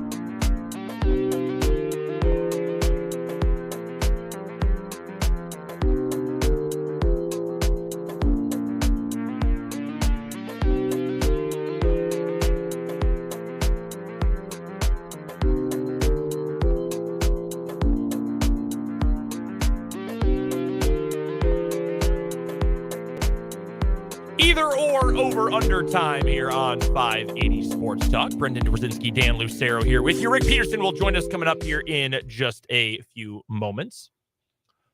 All right, let's go with an either or here. Who's got the better record? Well, don't want to go with this. All right, well, I'll change it. Over under. Let's go with 5.5 losses for the Big 12 champion this year. You know, we're down to 3 unbeatens in the league already. That's insane. 2 games in, and we've only got 3 unbeatens. Crazy. Tech, K-State, and forgetting the other. I'll pull it up here. Give me one moment. It's not anybody you would have guessed. It might be Baylor. I think it's Baylor. It is Baylor. Yeah. Baylor, Tech, K-State. Yeah. So, Can you name the winless programs? West Virginia. Yep. BYU. Yep. Is there how many more? One more. West Virginia, BYU, and this coach's seat has to be on Oklahoma fire. State. Oklahoma State, yeah. They're 8-7 overall. Ew. Yeah, man, looking rough. I'll go under 5. Seems like the right number for me. It's going to be a couple of teams, I think, at 13-5 by the time this is all done, because apparently you can't win on the road in this league. Yeah, apparently not. I'll go with under 2. A 6-loss conference champion would be wild. If there's a 6-loss conference champion, it's going to be like 4 6-loss conference champions. Yeah. It's going to be just a total mud fight at that point. I think it's probably likelier that we get a tie at like 14-4, 13-5. I would agree with that. I would agree. I would go with the under 2. Over under half a win as an NFL head coach for Bill Belichick from this point forward. Is he done or is he coming back? That's the question I'm asking. Oh, I think it's over. I don't think that the pursuit of Don Shula is something that really means a great deal to him because he's got more rings. That's the thing he can hang his hat on. And I think he's ready to step aside and maybe do TV for a while. I think ESPN is going to make him very, very rich. Did you know that as of today, do you know who the active NFL leader in wins is? Andy Reid. It's Andy Reid. Man, he's 26 away from tying Shula. That would be, that's what, 3 good seasons away? That would be an average of about 9 wins a year over 3 seasons. 3 winning seasons away from catching him, I do think he comes back. I do think he will coach somewhere else. I think it's another version of the Brady did it, I'm going to do it too. Even if he doesn't win a Super Bowl, I think it's the proof that he could win with another team again. I do think he comes back. I don't know that he's catching Shula, though, at this point. These last couple Patriots years have been so gross. Yeah. That it's he's not quite as old as Carroll, who's 72, and I think he was ready to be done. I don't think he's going to coach anywhere else. Yeah. Belichick's 71. Man, I thought he was in his late 60s. I didn't realize he was already 71. Yeah, no, he's 71. Maybe 71. He'll say, "Hey, let's call this good. Let's just talk about the game on TV for a while." I think we've done this exercise before, but can you name for me the top? Take Belichick out since he's currently unemployed. Top 5 active head coaches in wins. Top 5 active head coaches in wins. Reid. Reid is number 1. Tomlin is number 2. He's 11th all time. That's pretty impressive. John Harbaugh. John Harbaugh's 5th, 21st all time. These next 2 coaches are the exact same coach. One just has better PR. They're the same coach. Vrabel? Not Vrabel. No, not Vrabel. McVay? Not McVay. No, he hadn't been around long enough. Hasn't been around long enough. One better PR. That's McCarthy. Mike McCarthy. He is 3rd. And hell. Go ahead. Sean Payton. Oh, yeah. They're the same coach. Sean Payton's just got better PR. For now. For the time being. That offer may be expiring in parts of Metro Denver. We've got Rick Peterson joining the show right after this on 580 Sports Talk.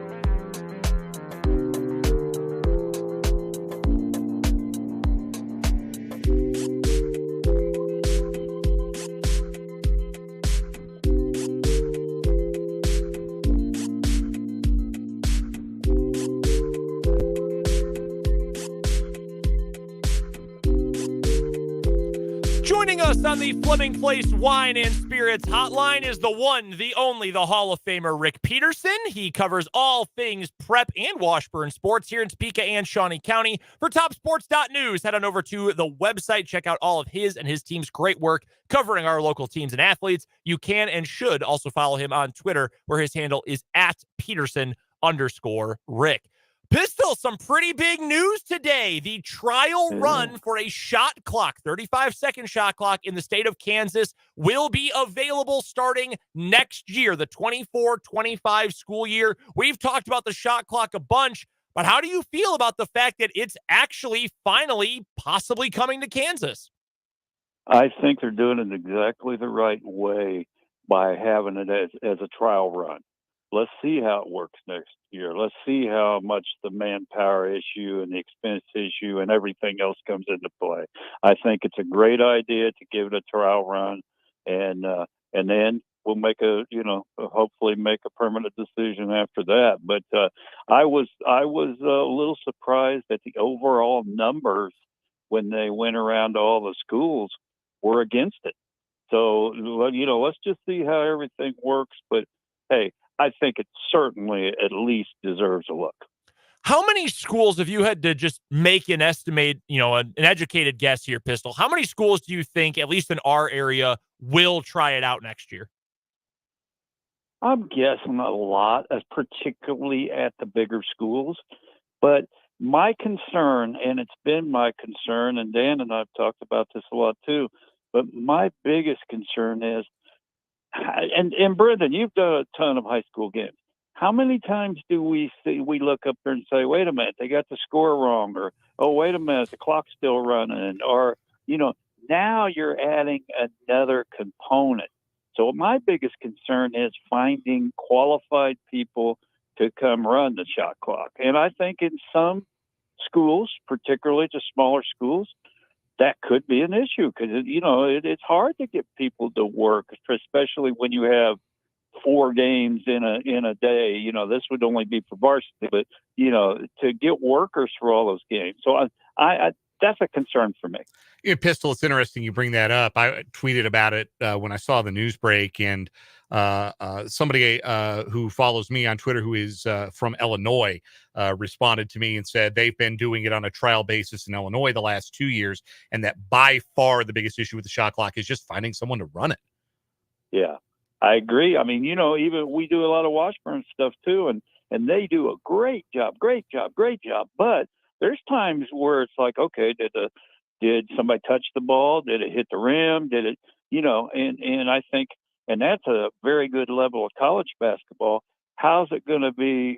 How much is that kind of thing going to come into play at the high school level? I think too, Pistol, one other thing that comes to mind is, and this isn't necessarily a pro or a con for the shot clock, but it at least makes me wonder, how differently will some programs, some coaches, some schools handle their coaching, their teaching, knowing that this is going to change? I feel like most of the time, teams, at least that we cover in our area, there's no one that's trying to win a game like 10-6. Most teams are running real offense, playing real defense, and trying to win games the right way. But it does make me wonder, teams that I can think of one in the city that likes to, once it hits 1 minute left in the quarter, they want to use up the whole clock. They want to hold for the final possession. It is going to change, and I'm just curious how much it is going to change what basketball looks like at the high school level. Well, and I don't think that much, but again, we all have a whole year to see next year. But I'm all for it. If you're up by 6 and you got the ball, I'm definitely a fan of trying to hold the ball and get a good last shot to get your momentum going into the next quarter. But I wish we, and I put Dan in this group too. I wish we had the manpower like next week to sit through, to chart all the TIT games, for example, and see how many possessions actually would violate a shot clock. I don't have the answer to that, and maybe Dan does, but I just don't know how much it's going to come into play. Rick Peterson of TopSports.news is our guest here on the Lewis Toyota High School Whiparound on 580 Sports Talk. We do it every Thursday at this time on the program. Check out Rick at TopSports.news, covering the top sports news from Topeka and Shawnee County. You can also find him on Twitter at Peterson_Rick. Hasn't been much action this week to speak of because of weather, keeping kids out of school and forcing games to be postponed. I know that Shawnee Heights had a game moved from Tuesday to Wednesday to Thursday, and now they're not even playing tonight. They're going to wait till tomorrow to play. More about that in a moment. But we did get games last night between Washburn Rural and Topeka High on the hardwood. Washburn Rural, Pistol, they are finally healthy. How good can they be now that Alex Hutchins' group is finally starting to be whole? They put 89 points on the Trojans last night. I was going to say they looked like world beaters last night. I mean, shoot, Caden Ballard comes out and hits 3 threes, scores 11 points in less than about half of a quarter. So no, they're going to be fine. They're going to win a lot of games. I still think they're 2-6 right now. I think they can be around 500 or maybe a little better. They got a really tough tournament coming up next week in Pittsburgh. They're not a big team. They're a guard oriented team, and then JC Himes working his tail off inside and some others like that. But I think they're going to be very competitive. They're very well coached. They got good guards, and I think they're just starting. Washburn Rural's girls also victorious over Topeka High last night. No surprise there. Rural's got the experience advantage, significantly so, and a size advantage as well. But how important was that for them to be able to bounce back from what was kind of a surprising loss at Hayden on Friday night? Yeah, I was kind of joking with Kevin Bordewick, the longtime coach of the Junior Blues. I've known him, at least 30 years. That was the first ever time I didn't go talk to him after a game. And I'm like, I didn't know what he could say and I didn't know what I could ask him, but it was good for them, one, to get a game in and come right back and play. They had to wait till Wednesday, but they got it in. And, I think they worked on some things that will help them going forward. They had more balance. Everybody knows that Maddie Vickery and Zoe Camfield can score, but they got to have some contributions for other players. And they had that last night. They had 7, if I remember correctly, they had 7 players that scored in the first half. Rick Peterson, our guest on the Lewis Toyota High School Whiparound here on 580 Sports Talk. Tomorrow night, our Lewis Toyota High School Basketball Game of the Week doubleheader will take us to Seaman for Seaman versus Shawnee Heights, another great city rivalry. Big games in the United Kansas Conference. Seaman is in action tonight. Their scheduled games against Baser Linwood are a go. Shawnee Heights was supposed to play Turner tonight. It's been pushed back again. I believe that was Turner's decision, is my understanding, to push back the game until another later date. So it'll be Shawnee Heights' first game in a week. Seaman plays tonight. They've got a back-to-back. The girls matchup, Seaman's 6-0 going into their game tonight. Shawnee Heights is 5-1. This looks like a marquee matchup and a chance for Shawnee Heights maybe to prove a little something against one of the best teams in 5A. Yeah, and that's exactly right. I think Seaman has to be the favorite from what they did last year and what they've done so far this year. But Shawnee Heights is got a great freshman in KK Emmett. They got good post play inside. They got a good veteran guard in Breezy Kennedy. So if they get off to a good start, they can play with them. They played with them last year at Shawnee Heights. I remember covering that game, and they gave a good accounting of themselves, and I think they could again tomorrow night. The boys contest between the Vikings and the T-Birds. After an 0-2 start, Ken Darting's T-Birds are 4-0. Seaman has been a little up and down. They have some good wins. They have some one-sided losses to some really good teams like DeSoto and Topeka West. What interests you most about the boys matchup between Heights and Seaman? Well, I think Heights is really playing well. And I think Kenny went through a deal of trying to decide exactly what his rotation was going to be and what his starters were going to be, just because they're very deep and have some good, talented young kids. But I think they're starting to figure that out. Brennan Dodge is coming off a 25-point game. Jarrett Sanchez has been one of the best players in this county. So I think they're ready to go. they're probably, and I don't know how much they've been able to practice with the all days off from school, but nobody likes having Christmas break with Ken Darting because they just work and work and work and work and practice. So I think they're probably just delighted to get to play. Rick Peterson of TopSports.news, our guest on the Lewis Toyota High School Whiparound. Again, those games between Seaman and Shawnee Heights are our Lewis Toyota High School basketball games of the week coming up tomorrow night. You'll be able to hear coverage starting at about 5:45 right here on 580 WIBW and FM 104.9. Let's shift focus from the hardwood to the mat. There's certainly some events coming up this weekend. Last weekend, though, a big tournament win for both Washburn Rural's boys and girls. Feel like we talk about them all the time. The commitment to excellence, the standards so high in that wrestling room at Rural, and they continue even through injury to show their depth and dominance. Most definitely, and that's the thing. I wrote a story earlier this week about how many state medalists the girls have lost from last year for the season with injuries, but things go on. I mean, they have that next woman up mentality, and it served them well. And they got a little bit of motivation when they weren't even ranked in the final rankings before Christmas. So I think they're going to be ready to make another, at least, be a contender at state. And then the boys, they got two of the absolute best wrestlers in the state, in Easton Brocksterman and Landon Coach. So I think they're going to be, they're going to be again a factor at the 6A state tournament. Staying with the girls' side in wrestling, is there a better trio around maybe than what Rossville is rolling out in their senior class right now on the mat with Kendra Hurla, the unbeaten Kira Lecoq, and Haley Horton? Those three seem to be just dominating and putting Rossville in a really good position moving towards regionals and state to have an outstanding year in girls wrestling. Well, look at last year. Basically, the three that you just mentioned, and then they had the 1L girl, but with that group, they finished second in the state, and so they can make a run. They have a younger 1L girl that's going to be good. They can make a run at state again, but no, those are, and the thing is, and this happens a lot, and it happens in Washburn Rural Wrestling too. The Kendra Hurler and Kira Lecoq are the next weights from each other. So, they're regular training partners, and you can't underestimate how much that helps because you're going against a state champion every day.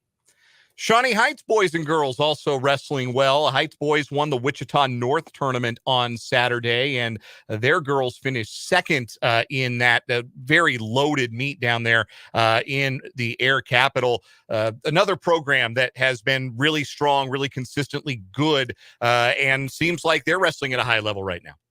They are, and Chad Parks does a great job with that program, and they are, again, every year there's going to be some title contenders come out of that group and the groups you just mentioned.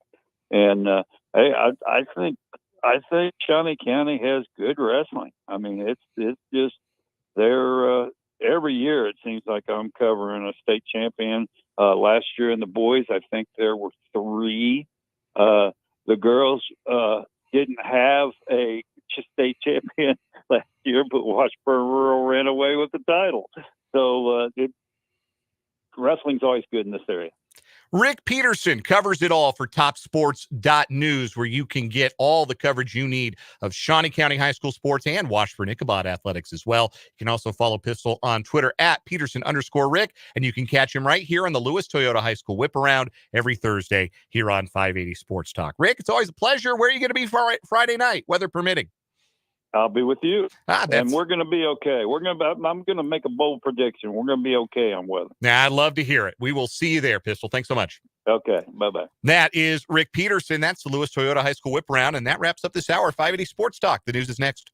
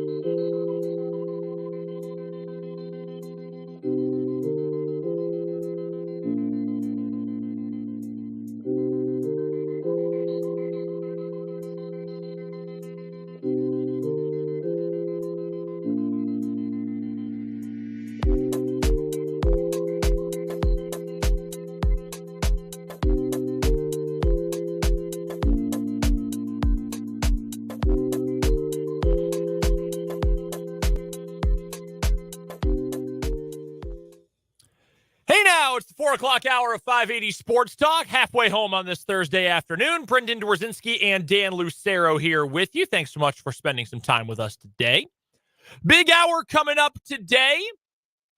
This hour, well, always a big hour today, but our 4 o'clock hour is a big one. We're going to talk about that KU loss last night, whatever the hell that was.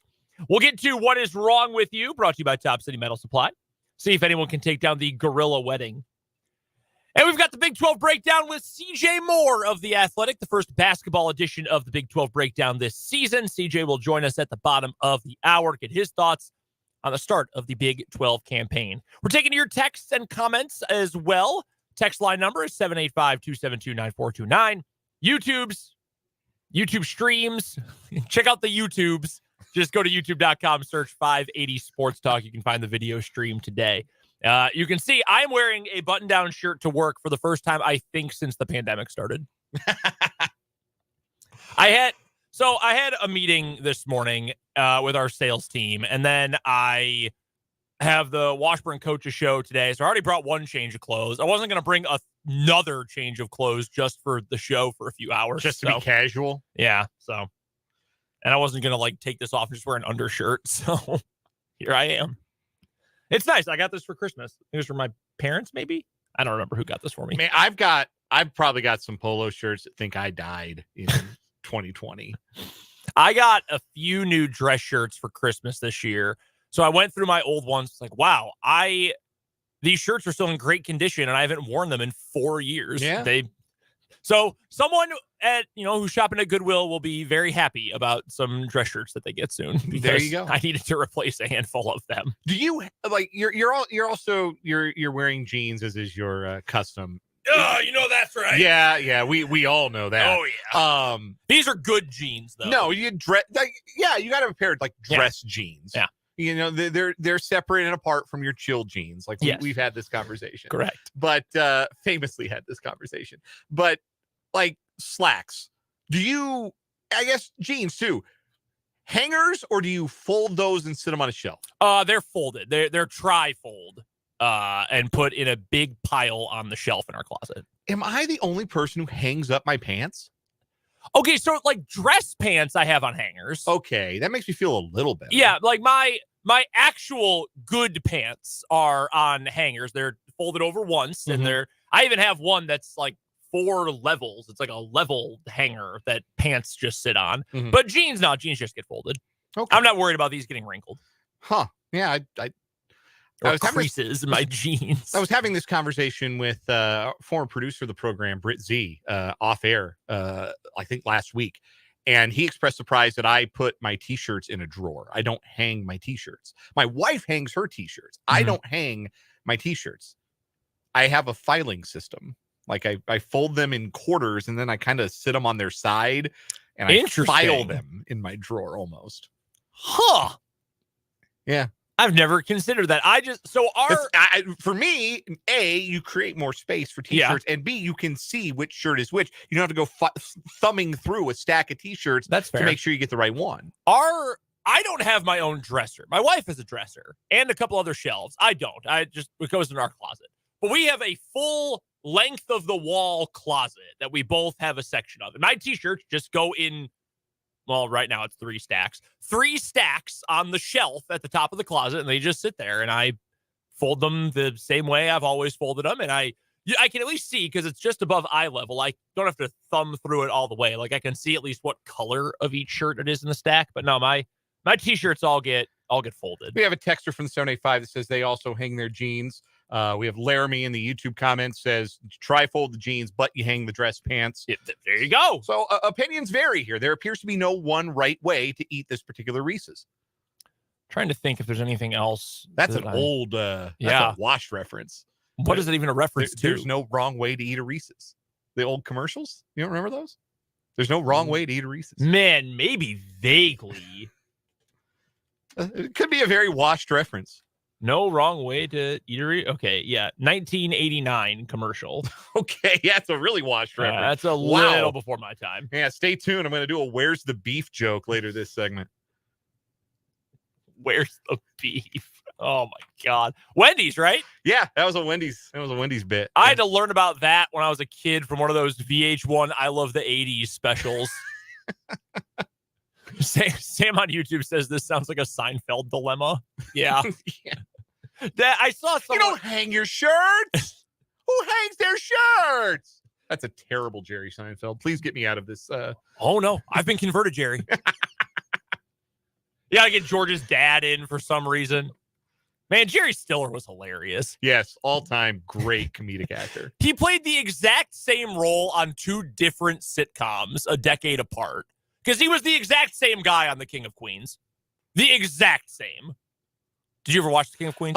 No, not really. But like I'm familiar with his work. My father, he went through a large period of my life, in fact, where he would just watch the same sitcom every night or every evening, every single episode, like 18 times over. It was Everybody Loves Raymond. It was the George Lopez Show. It was The King of Queens. So I've seen quite a bit of it. And yeah, he was, I think, Leah Remini's dad. And yeah, he was the exact same character. Yeah, He was very good at it, though. Mark on YouTube says we're making him feel old. Vance on the YouTube asks how we fold our socks. Do we wrap them together at the top or do you fold them? I do not fold my socks. Like I do the thing, you put them next to each other and then like you fold one inside out and Yeah. the other one folds into it. Yeah. Yeah, that's how what I do too. that's how I fold my socks. I think I do a demonstration, but that would involve me taking off my shoes. We don't need to do that. Yeah, I don't need to do Yeah, that we right do now. My wife will do it slightly differently, and it would, it's a long sock versus short sock difference as well. The short ones I fold them. They just kind of end up in a ball. Yeah, that's kind of how it ends up. My long, like my mid calf socks. I wear Nike socks all the time, especially during the wintertime and the fall. Anytime I have jeans on, and which is most of the year. My wife will wrap them if she's folding the laundry where they're like all in a big tube. Like there's not just like the foot part of the sock dangling out. They're all in a big, not a ball, but it's like a tube. Yeah. I don't even really know how she does it. Yeah. I just sort of will open the I do have a drawer for my socks and I'll open and say, oh, Abby did the laundry. Let this be an example that we would rather talk about folding socks than talk about what happened to Kansas basketball last night. Yeah, dude, that sucked. I got to go back and watch at least part of the game and get to watch the main components of it. And it wasn't like it started off and KU looked unbelievable and then they just completely collapsed. They went down 7-0. They kind of sleptwalked through the first 2.5 minutes. Like, okay, yeah, like the home team's going to throw a big punch. They're juiced. That arena's probably as hype as it's ever been for a home game. Oh, yeah. Sure, you're going to be a little energy from the home team early. And then KU was up by 16 points and running the floor like the Showtime Lakers. And it's like, okay, order has been restored. KU's going to win this game pretty handily. Even when they forgot how to play basketball for a 2-minute stretch at the end of the first half, McCullough hits that mid-range jumper to make it 8 at halftime. And you could not have convinced me that Kansas was going to lose that game. You could not have convinced me that Kansas was only going to score 23 points in the second half. And look, it would be one thing if we were sitting here saying, man, UCF was great. Yeah. Their ball movement was crisp. They made shot after shot. They shot 50%, made 12 threes. Defensively, they were just in KU shorts and they forced all these turnovers. If I felt that way and it was a tip your cap kind of game, even to the team picked to finish last in the Big 12, then it's a tip your cap kind of game. That wasn't what I saw last night. I saw KU's great weakness flashing in big, bold letters last night when UCF went to that zone and KU didn't know what to do. The problem is this. The problem remains this. KU only has 2 guys that want to score the basketball. At any given time, there are only 2 guys on the floor for Kansas who want to score the ball. DeJuan Harris does not want to score. KJ Adams does not want to score. It is either Kevin McCullough or Hunter Dickinson, and nobody else on the floor wants to score. And that's a problem. You need to get more offensive production from more guys on the floor, 100%. You're also still running into the issue where you're just not getting enough consistency out of your 5th starter, which right now is your 2 guard, which right now is Elmarco Jackson. Elmarco wasn't bad. He was terrible yesterday. And it's frustrating because it looked as the new year was turning. it looked like he had also turned a corner and he was starting to get it and it was slowing down for him. You can't put up a goose egg like that against UCF. You just can't. His athleticism, if nothing else, should have allowed him to produce something on the offensive end. And the immediate response for a lot of folks is, well, put Furphy in the starting lineup because Johnny Furphy played a better day. Man, I tell you what, I thought when Johnny Furphy yammed that dunk home early in the first half to put KU up after going down 7-0 to put them up 9-7, I thought, all right, well, that's it for the competitive portion of this game. Yes. That's the exclamation point already. We can move on. Here's the problem, though. Then you are truly getting 5 players on the floor who can produce, and that's it. And you can't bring anything off the bench. You're still not getting enough from Timberlake to be confident in him as a contributor. El Marco needs to be more consistent, especially on the offensive end. Brown is just a body. Jamari McDowell, you appreciate the energy, you appreciate the defensive effort, but he is still a long way from being, as much as I would like to see him get more minutes in general, because I think he brings a lot of positives to the floor, he's still a ways away from being that big of a contributor. I mean, it's worrisome that you have so few guys you can call on to make a big play for you. And if you're only getting, as you pointed out, Dickinson and McCullough, who are actually capable and or willing to score the ball, I mean, what do you do? It's not a KU thing to do. And I understand. It's like talking about the Chiefs and saying, well, the Chiefs should run the ball 60% of the time in this game. Like, do you know the Chiefs? Do you know the personnel? Right. Do you know Andy Reid? It's not KU's thing to play like a Mike D'Antoni offense and spread it all out and shoot tons of threes and, go crazy on the offensive end and give up defensive effort in order to make it work more on the offensive end. But you've got to do something to try to invigorate a little more consistent aggression from the rest of the lineup, outside of McCullough, outside of Dickinson. You've got to get that consistently out of KJ. And we know he has it in him. You need to get it out of Harris. And we know he has it in him. Somebody, even if it's just those 4 who are your consistent performers, you can live with that because the talent level is so high, but with very little depth. And the fact that their legs are going to be aching as this season goes on. We know that. We've talked about that going into Big 12 play. You've got to find consistency on the offensive end. That's the thing that worries me the most, is the consistency. Because if you tell me right now, or you ask me, does Kansas have the ability to beat Baylor? The answer is yes. Texas, yes. Houston, yes, absolutely. Do you trust that they can get it done, though? Do you see enough with this team where night in, night out, you are going to get their A game? The answer to that is no, and that's the big concern for me.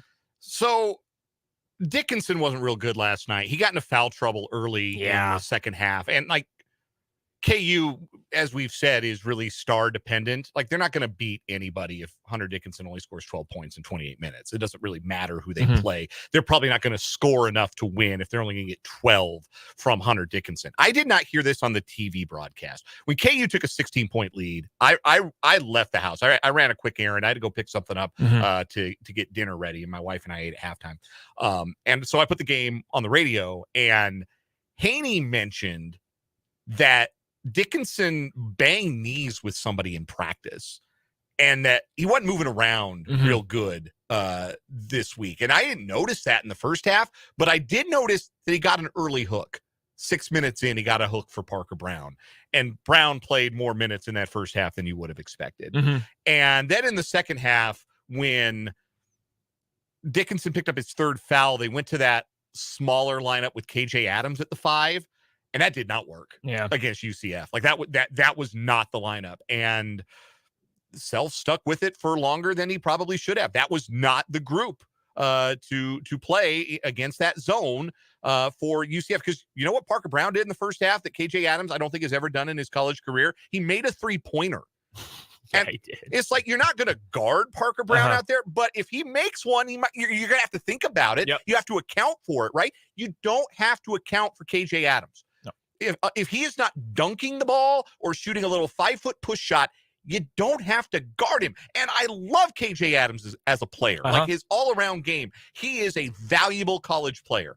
As a scorer, he's not it. Like, you don't have to really account for him. And when there aren't many guys you have to account for defensively, and when there's one guy who's having an off night, then you can sit back in a zone. And Kansas just, like, get Hunter Dickinson to the high post and let him operate on the high post. I hear he's a good passer. They talk about his passing. Let him cook out of the high post. I'm not saying he's Nikola Jokic, but certainly you could have pulled him out of the lane and maybe tried to free up some driving space for some different guys. It just looked like KU didn't really know what to do against his own defense, and that is so surprising to say. The number of times I've watched KU and felt like they don't know what to do with Bill Self as their head coach, you can count them on one hand. But last night, they did not have the counterpunch. And UCF uniquely in that zone, they kind of felt in the second half like some of those really good zone teams that Jim Boeheim had, because they're crazy long, right? There's a lot of length and athleticism on that UCF team to make the zone work for them in a unique way.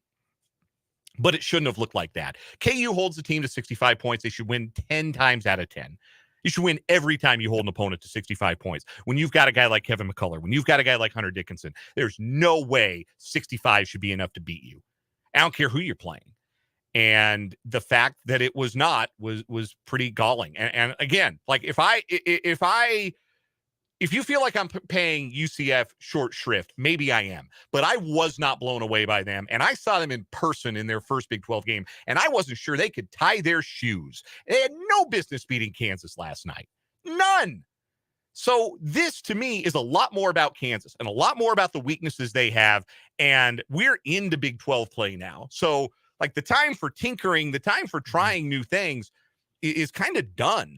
Now you're trying to win the league. So you're not going to mix lineup combinations often. You need to know what you're getting from guys when you put them out there. And last night looked like a KU team that didn't know what it was going to get from guys. I don't remember who it was who said that KU's got to learn. It might have even been Christian Brown on a podcast spot who said that KU with Hunter Dickinson can learn to play a little bit like, and I'm sure you love to hear this, can play a little bit like Denver. Because while Hunter Dickinson is not Nikola Jokic, you can do some of those same things because he is capable of stretching it out to the perimeter, and he is a good passer, we think, from the post as well and from the high post as well, so you can play through him a little bit. It felt like KU had started to build that momentum where they were able to do that more, and they were getting in that rhythm, but then things got thrown off a little bit, and suddenly the whole thing came crashing down. KU teams are not normally like that, and generally, when that does show up, it's not for very long. I saw someone say last night, though, that, hey, KU loses games like this every January, not a big deal, we're fine. Yeah, but that usually comes after 3 weeks of Big 12 play. It's one thing to lose in January. It's another thing to have a loss that, honestly, I think is right up there next to the Topeka YMCA game in Fort Worth in 2013 as one of the worst Big 12 losses of Bill Self tenure. Yeah, I mean, UCF, maybe they are better than I'm giving them credit for. I know their defense grades out very highly by a bunch of advanced metrics. I don't think they're very good. I didn't think they were very good before the K-State game. I certainly didn't think they were good after they got hammered by K-State. Yeah, maybe this is one of those that looks better in retrospect, just like, like the Nebraska loss has looked better in retrospect for K-State as they've gotten further away from that. As Nebraska, we talked about them earlier, they might be in the top 25 because somebody has to be. Yeah. And 12. It's 12 of the top 25 who've lost in the last 6 days. That's crazy. And 4 of the top 5 have lost to unranked teams in the last 2 days, and that's never happened before. So there's a broader point to be made here, and it's not just Kansas that's a top-ranked team with some flaws here. Like, Houston's whole thing is that they shoot a lot of threes, but outside of LJ Cryer, they're not they're not great shooters, but they do the analytics thing. They, layups or threes, that's what they do. Yeah. But when the threes aren't falling, they can lose in Ames. Purdue, Zach Edey, self-evidently great. Teams know that the way you beat Purdue is you make their guards beat you. And some nights, Braden Smith and Foster Loyer play well. More often than not, they don't. Yep. Because Foster Loyer can't guard. Because Braden Smith turns the ball over. And then they lose by 16 on the road in Nebraska. A lot of teams are flawed, and it makes for a wide open college basketball season. It makes it way too early to say this Kansas team can't win a national championship. I mean, that KU team that played like the Topeka YMCA or whatever the exact quote. I don't remember the exact quote from Bill Self after that TCU game, but he said it was the worst Kansas team ever, I think, after that game. Yes. He did indeed. And that team Worst Kansas performance since Dr. Naismith lost to the Topeka YMCA. Okay, that's what it was. And that team was a miracle Trey Burke shot away from the Elite Eight. So this is not the time to write Kansas off, but I do think last night was more about them and what their weaknesses are, as opposed to, wow, all of a sudden UCF is a real threat in this league. Like, UCF's going to win 5 games in the league. It's weird that this is one of them. When was the last time KU was outside the top 15 in KenPom? I don't know. This is something I brought up on yesterday's show. You weren't around, but I brought this up. Like, KU went into the week number 3 in the AP, but 15 to 20 in all of the major metrics. 17th in the BPI, 18th in Torvik, 16th in KenPom. Like, the computers haven't liked KU, and maybe they were right. And a large part of that is the fact that they couldn't blow out bad teams. And that does play a role, especially in those non-conference games, Eastern Illinois or whoever else. That does play a role in those kinds of games. And maybe we are seeing more and more of why KU couldn't put the hammer down in some of those games. Why is it so hard to win on the road this year for these power programs? That is a fantastic question. You know who might have a good answer for that? CJ Moore. He'll join us coming up at the bottom of the hour. First, though, we've got to get to what is wrong with you, and that's coming up next here on 580 Sports Talk.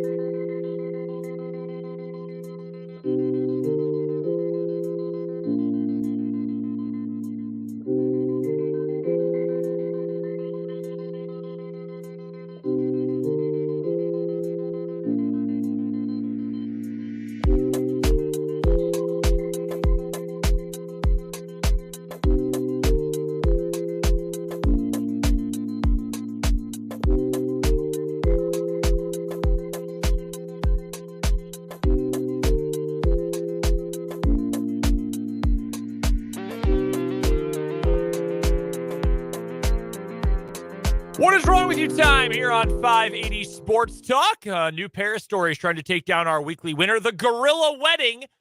And as always, What is Wrong with You is brought to you by Top City Metal Supply. They cut the metal you need to your specifications, saving you time, money, and material. Never settle when it comes to metal with Top City Metal Supply on South Topeka Boulevard, halfway between Frito-Lay and Forbes Field, right here in the capital city.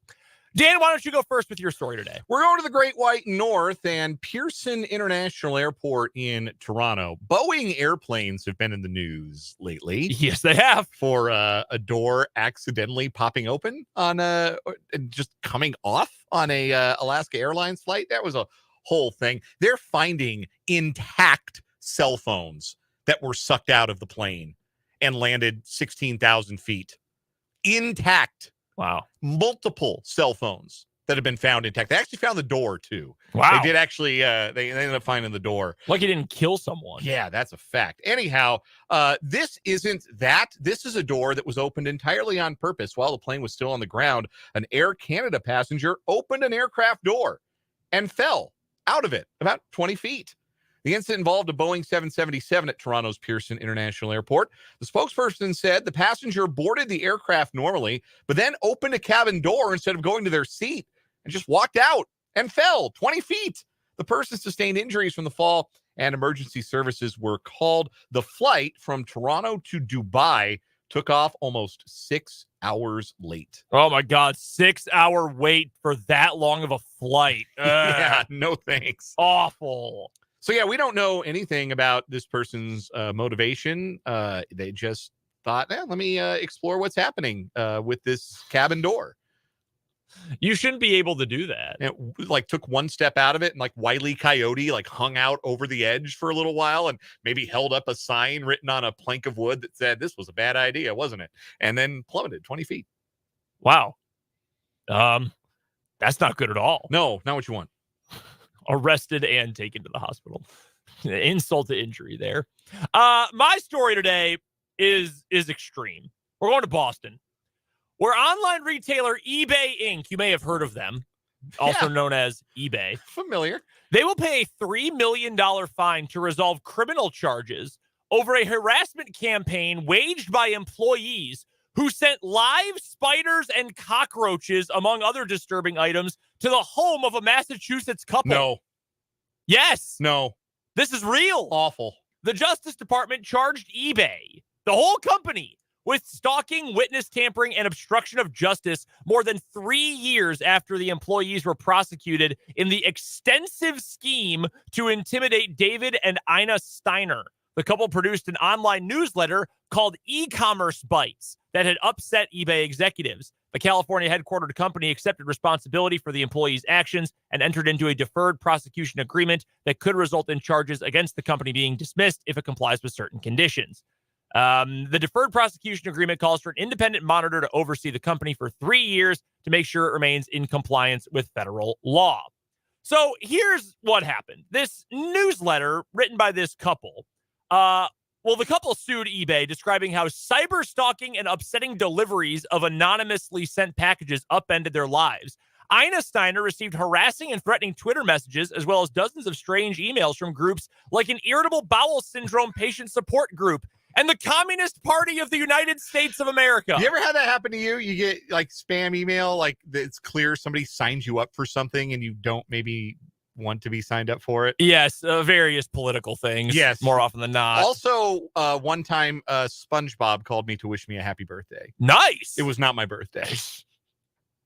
Still friendly. Yeah. So Thought that counts. Along with a box of live spiders and the cockroaches, the couple had a funeral wreath, a bloody pig mask, and a book about surviving the loss of a spouse show up at their door. Jeez. Their home address was also posted online with announcements inviting strangers to yard sales and parties. The Steiners said eBay's action caused a damaging and permanent impact on them emotionally, psychologically, physically, reputationally, and financially. There are also quotes here, including one executive who said that Ina Steiner is, quote, a biased troll who needs to get, all caps, burned down. Wow. Yeah. They sent cockroaches in the mail to these people. Nah, that's the worst. Completely. These are like executives. These are 6-figure salary people. That's the worst. Doing this nonsense. All right. Who's our winner for today? Anybody who sends a cockroach via mail, even one, never mind plural. A box of them. And signs them up for Communist Party emails. I mean, that's pretty harmless gag as those things go, but the other stuff, no. No. The book is cruel and scary too. Yes, very frightening. Yeah, don't like any of that. No. That one's sick. By the way, my father-in-law had my story from yesterday. This one from my wife. How about that? Yeah, they have found some weird ones recently. Clearly, they're really on there. I gotta get Abby to step up. Does that beat the gorilla wedding though? No. God, those people suck. I'm still just so infuriated by the entitlement of it all. I'm with you too. That's a really good story, and it's going to maintain its spot as our weekly champion so far in What Is Wrong With You, brought to you by Top City Metal Supply. Metal cut to order when you need it. That's Top City Metal Supply. CJ Moore joins us next for the Big 12 basketball breakdown on 580 Sports Talk.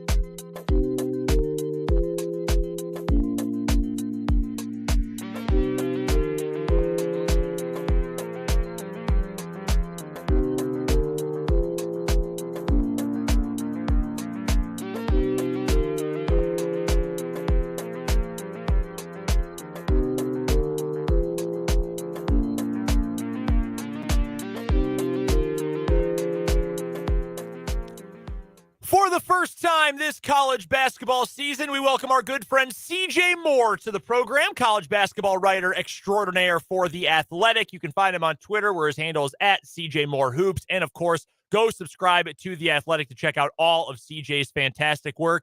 CJ, my friend, how have you been? How's the start of the season treating you? I've been all right. Pretty wild season so far, but hanging in there, finding some good stories. Hey, that's always what we like to hear. My partner Dan here, he asked a question a couple segments ago that I think is a very important question for this Big 12 season, really college basketball in general this season. Why has it been so hard for teams to win on the road? I think it feels like it's more so than ever before. I think one thing is teams are so scared to go play non-conference road games. So once they get to the conference season, it's like it's a new experience for them. One, officiating. The other thing, officiating doesn't help you ever on the road. Like I think the home team always gets a better whistle. But I think the big thing is just guys like it's kind of a shock to the system once they finally go play a road game. Like I think in February we might see more road teams winning games, but it's kind of crazy how many road teams that you think would go and take care of business and win are just losing. One of those road teams that was a favorite and lost last night was the Kansas Jayhawks. They fell in something of a stunner to the UCF Knights. I didn't get to watch the game live, CJ. I had to go back and rewatch it, but I saw the score updating live, and I thought at the time, what the hell, KU? So I will ask you, because I know you have a much more refined take on this. What the hell happened to KU? Well, lucky for you, I just finished watching it. My son had a game last night, so I couldn't watch it live. So I just went back through, and with the ability to stop and start the tape, which always helps to see a couple more things. I think that the zone, obviously the end of the first half was key. They could have really stretched that lead out, and UCF kind of getting some momentum going into halftime, I think was big. And then second half, just UCF had played 0 possessions of zone all season. So I'm sure KU wasn't anticipating that coming or had practiced against it beforehand. But, it's a zone defense, so it's not really it's something you practice periodically and you know how to go against. And they looked like they didn't know how to go against the zone. I think when Hunter wasn't out there, which there was a key stretch when they first started going, or early in the second half when he was out, that they could not get the ball middle. And I thought they did a really poor job of getting it middle and attacking middle or short corner, which, is your thought since you're in grade school. Like that's the places in the zone that are vulnerable and to attack from. And when he got back out there, they finally started, they missed him on a couple times, but I thought they finally started getting middle a little bit more and they attacked better. And eventually UCF pulled out of it. But other than that, just like some really bonehead, uncharacteristic mistakes. Like DeJuan Harris has a breakaway throw-ahead layup that he has that he just misses or doesn't even take. Sorry, he had a travel coming off a ball screen where he just should have kept his dribble that he didn't keep his dribble. Just little stuff like that. Once KU finally took the lead in the second half, they had back-to-back defensive possessions where it was just poor effort by DeJuan first giving up a three, then KJ on a tag of a roll that were really, really key stretch where they give up, and on the road, you gotta have effort there and make those plays. So I think, a collective of all that stuff, you can end up losing to a team that's not very good. DeJuan Harris, we know when he's at his best, when he's on a roll, he's as good as any point guard and facilitator in college basketball, but it feels at least over the last couple of games, last couple of weeks, maybe hasn't been his crispest basketball. Do you know why that might be? Is there anything that stands out as to why maybe he's turning the ball a little bit more, or turning the ball over a little bit more, or why some of that decision-making just hasn't quite been there like we've seen before? Yeah, it's weird because I've always described him as the guy with the slowest heartbeat in college basketball, and he's making some plays where, it's not his usual self. I think one thing that's hurt is just, I think the best team to have around him is being able to shoot it at the 2 and 3 spot. And he needs like shooters next to him. And Kevin McCullough's doing his part, but the rest of the guys, I don't think, there are guys out there playing who don't want to take shots. Marco Jackson. I think the best path forward for this team might be some more minutes for Johnny Furphy because he's at least willing to take them and he can make some.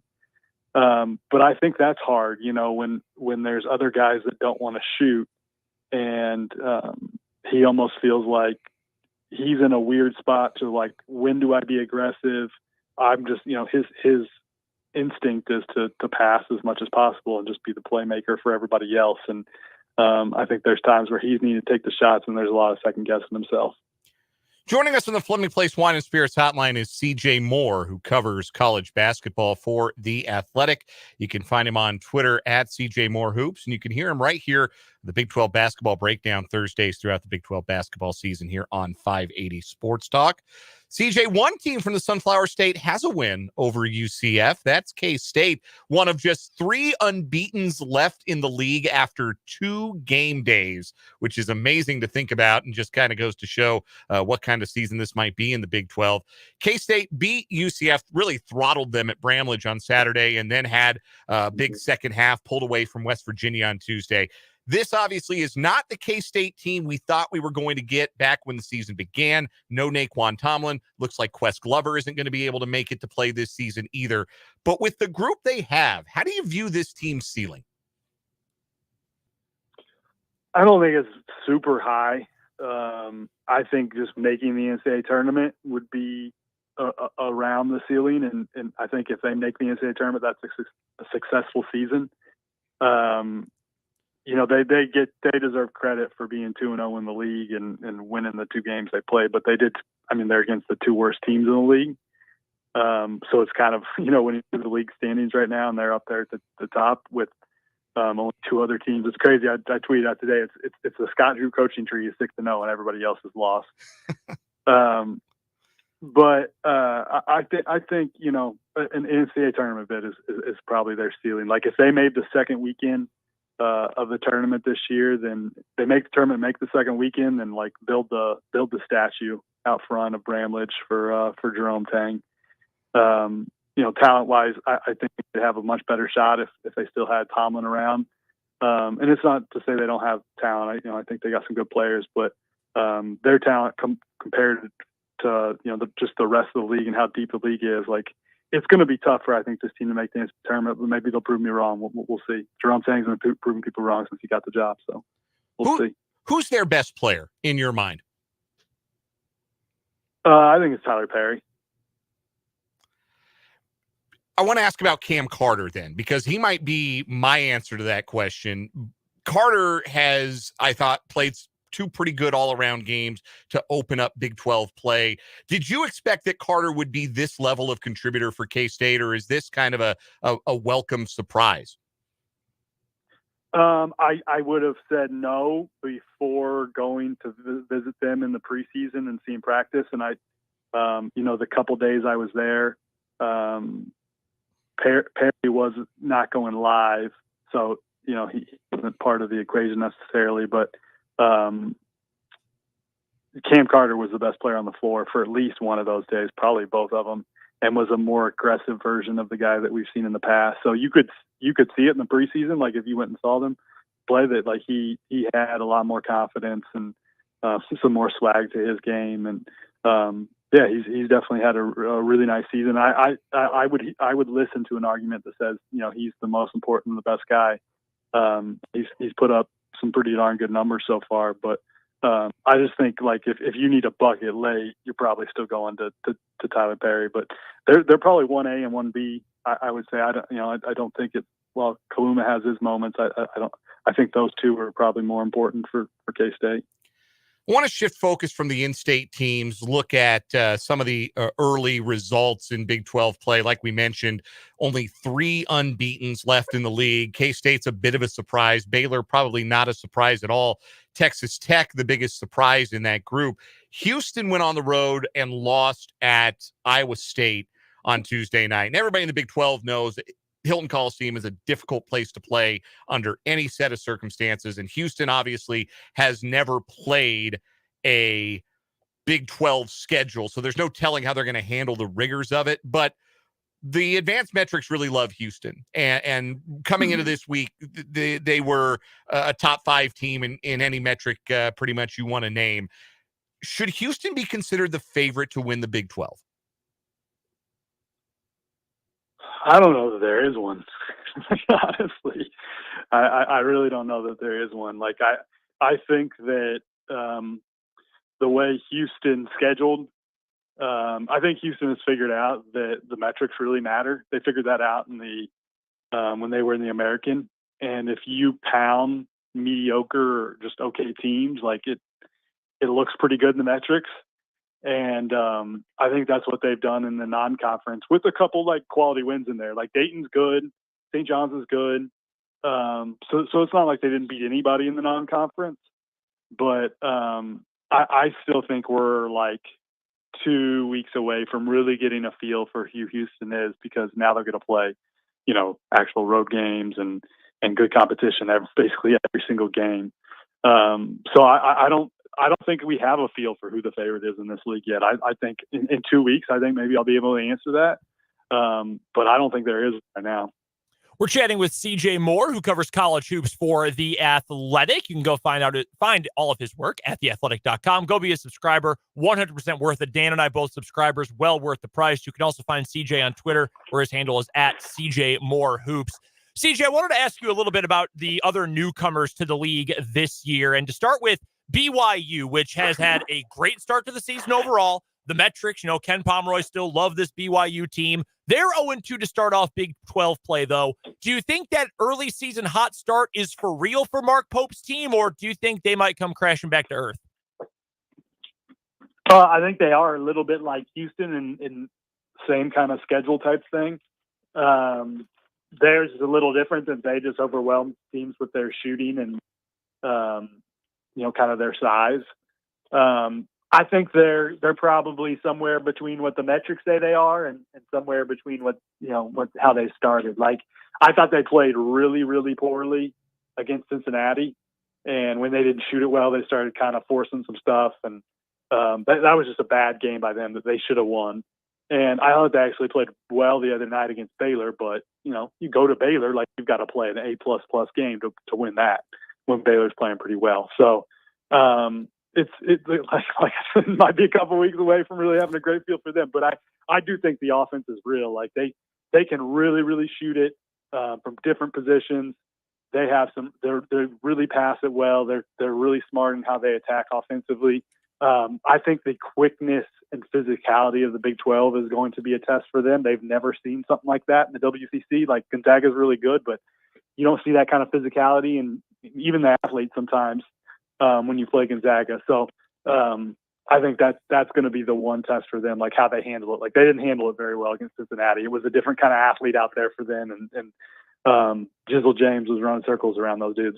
Speaking of Cincinnati, that's another team that I have thought has been a pleasant surprise so far. That's a team with a great basketball heritage, good athletes. I really like Wes Miller as a coach, and they got a big boost, too, with the two-time transfer waiver that was doled out earlier on this season to allow a couple of guys the ability to get back on the court. What do you make of Cincinnati through the start of their first year as a Big 12 team?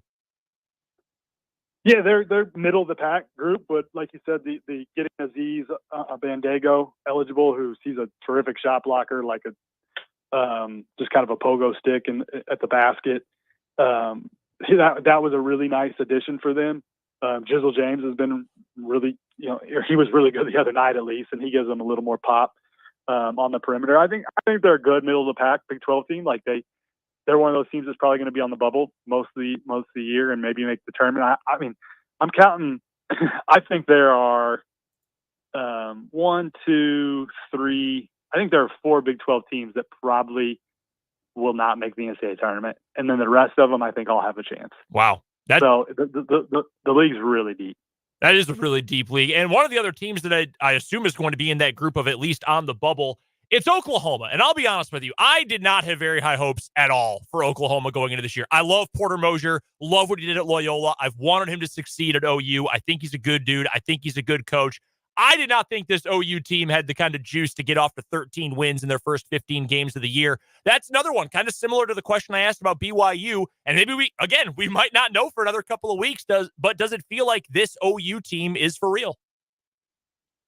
Yes, I think so. I've watched a decent amount of them so far this year. I'm about to put on the TCU tape right now.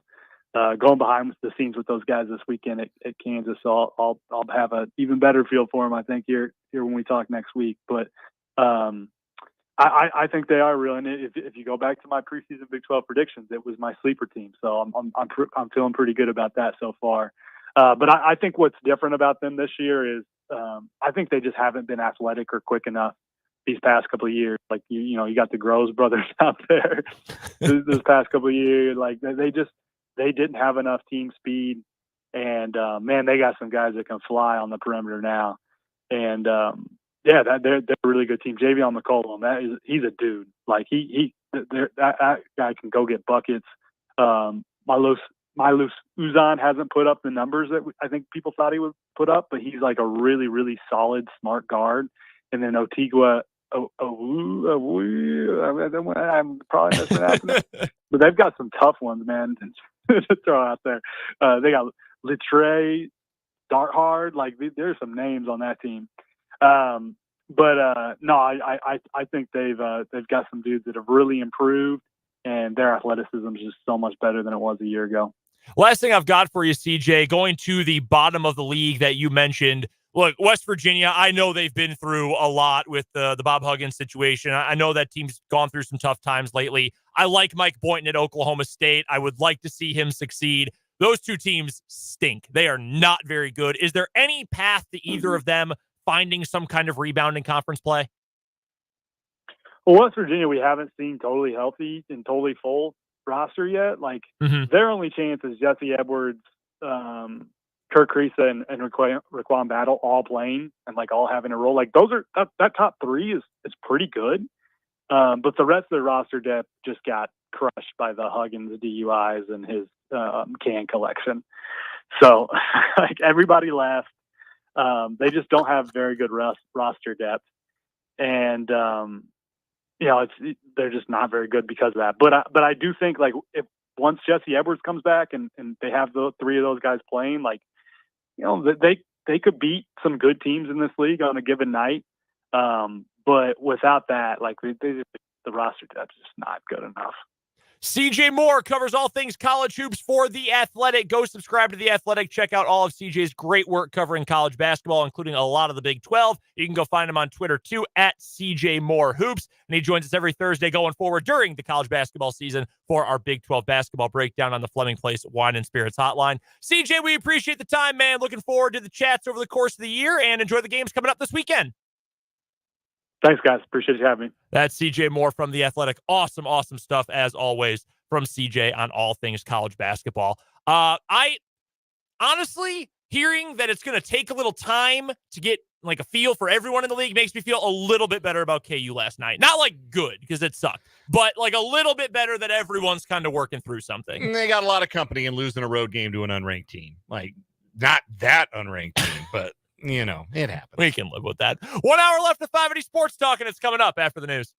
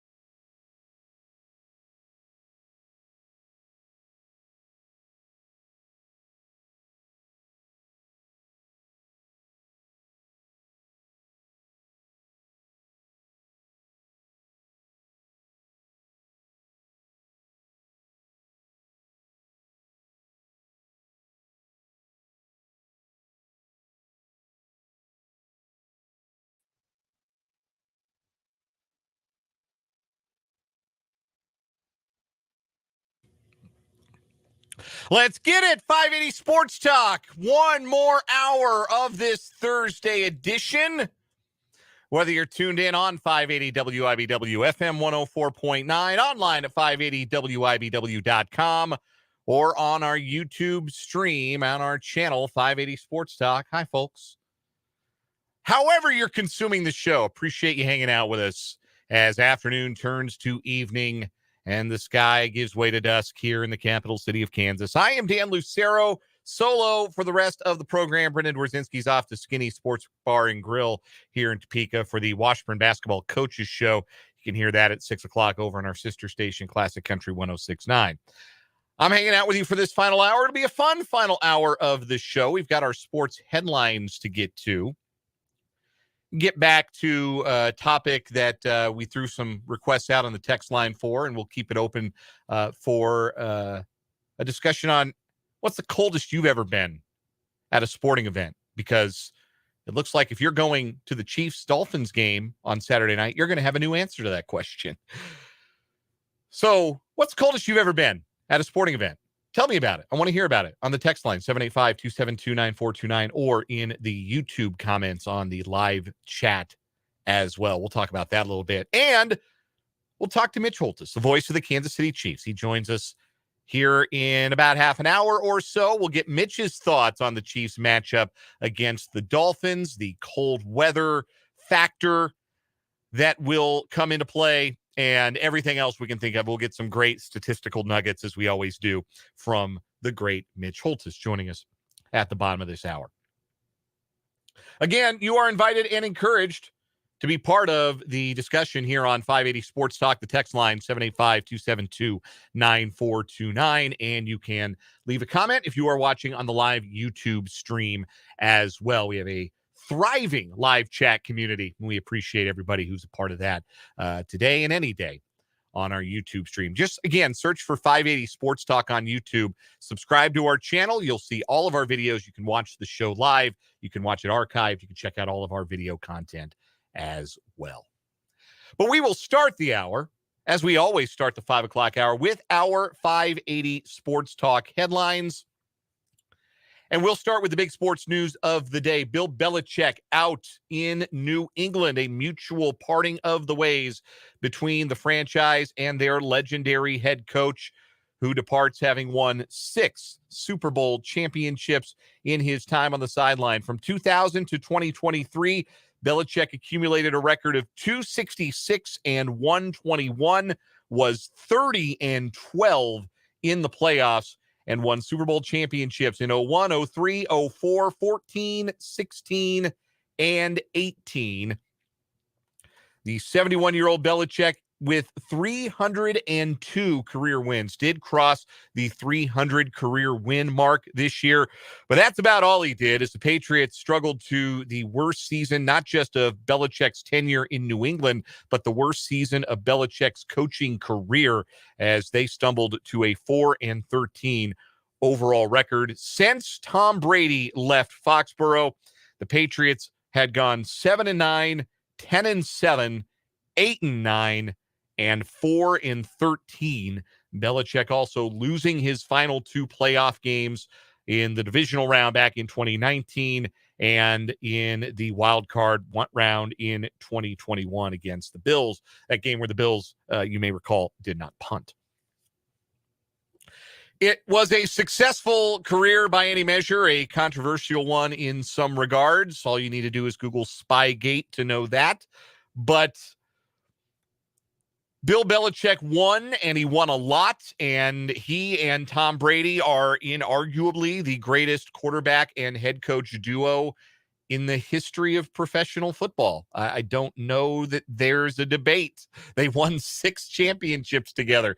Well, nobody else did that with their quarterback. And the fact that New England did it over 2 different time frames as well. It had been one thing if they'd gone like Chicago Bulls and ripped off like 2 3-peats in an 8-year span and something like that. To me, it's almost more impressive that Belichick's New England teams won in the early 2000s and then in the mid 2010s, because so much changed about the NFL, about the terms on which the game was contested on a weekly basis, on a snap-to-snap basis. A lot of those changes brought about by the way Belichick's teams played.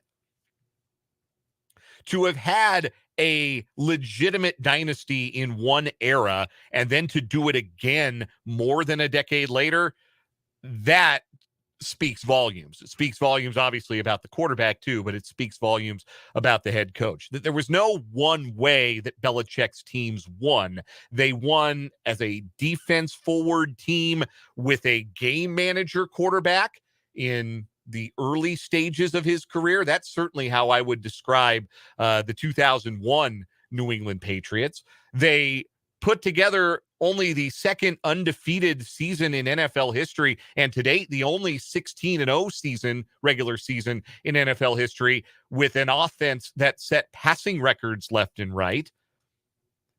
They went to a Super Bowl with Belichick's worst defense ever back in 2011. They were a Hail Mary away from defeating the Giants in that Super Bowl. Every which way you could win, they found a way to do it in New England. And the 6 championship rings speak for themselves. Not sure where Belichick's going to coach again. My guess is that he doesn't. Again, that's just a guess. I'm not giving you any insidery information here. But my guess is that Bill Belichick is going to call it a career. 71 years old. And unless he's willing, unless his ego won't let him go out without having tasted some level of success without Tom Brady as his quarterback, I think he'd be content to call it a career. He's 26 wins shy of Don Shula. That's 3 seasons. And any job he gets now, I just don't think that there's 26 easy wins to be had with any job he could take. I don't know that he's going to want to spend his final years in coaching trying to navigate out of salary cap hell with the Los Angeles Chargers or work for the Spanoses. I don't think he'd go to an organization where it wasn't all about winning, where it hasn't historically been about winning. Granted, that was not what New England was about. He made it that way.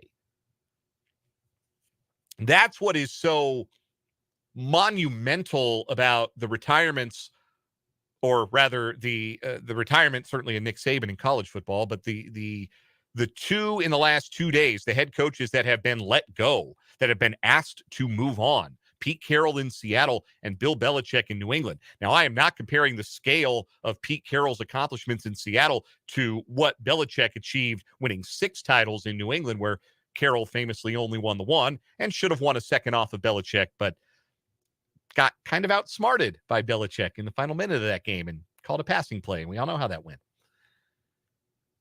But I do think they are similar in the sense that the franchise history in both Seattle and New England can be divided in halves, not clean halves, but you get the idea.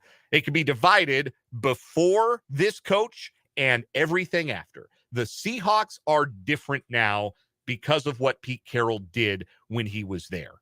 And Carroll even said it in his press conference yesterday afternoon. He said, we were nothing and then we were something. That's the history of the Seattle Seahawks. They were kind of a forgotten franchise without a real historical identity, and now they have one, and that's because of Pete Carroll. And the Patriots, too. I know they went to 2 Super Bowls before Belichick ever got there. They didn't win either of them. They are best known for being humiliated by the Bears in Super Bowl 20, getting blown out, one of the biggest blowouts in Super Bowl history, 46-10. And then they lost the one to Brett Favre and Desmond Howard and the Packers, Super Bowl 31.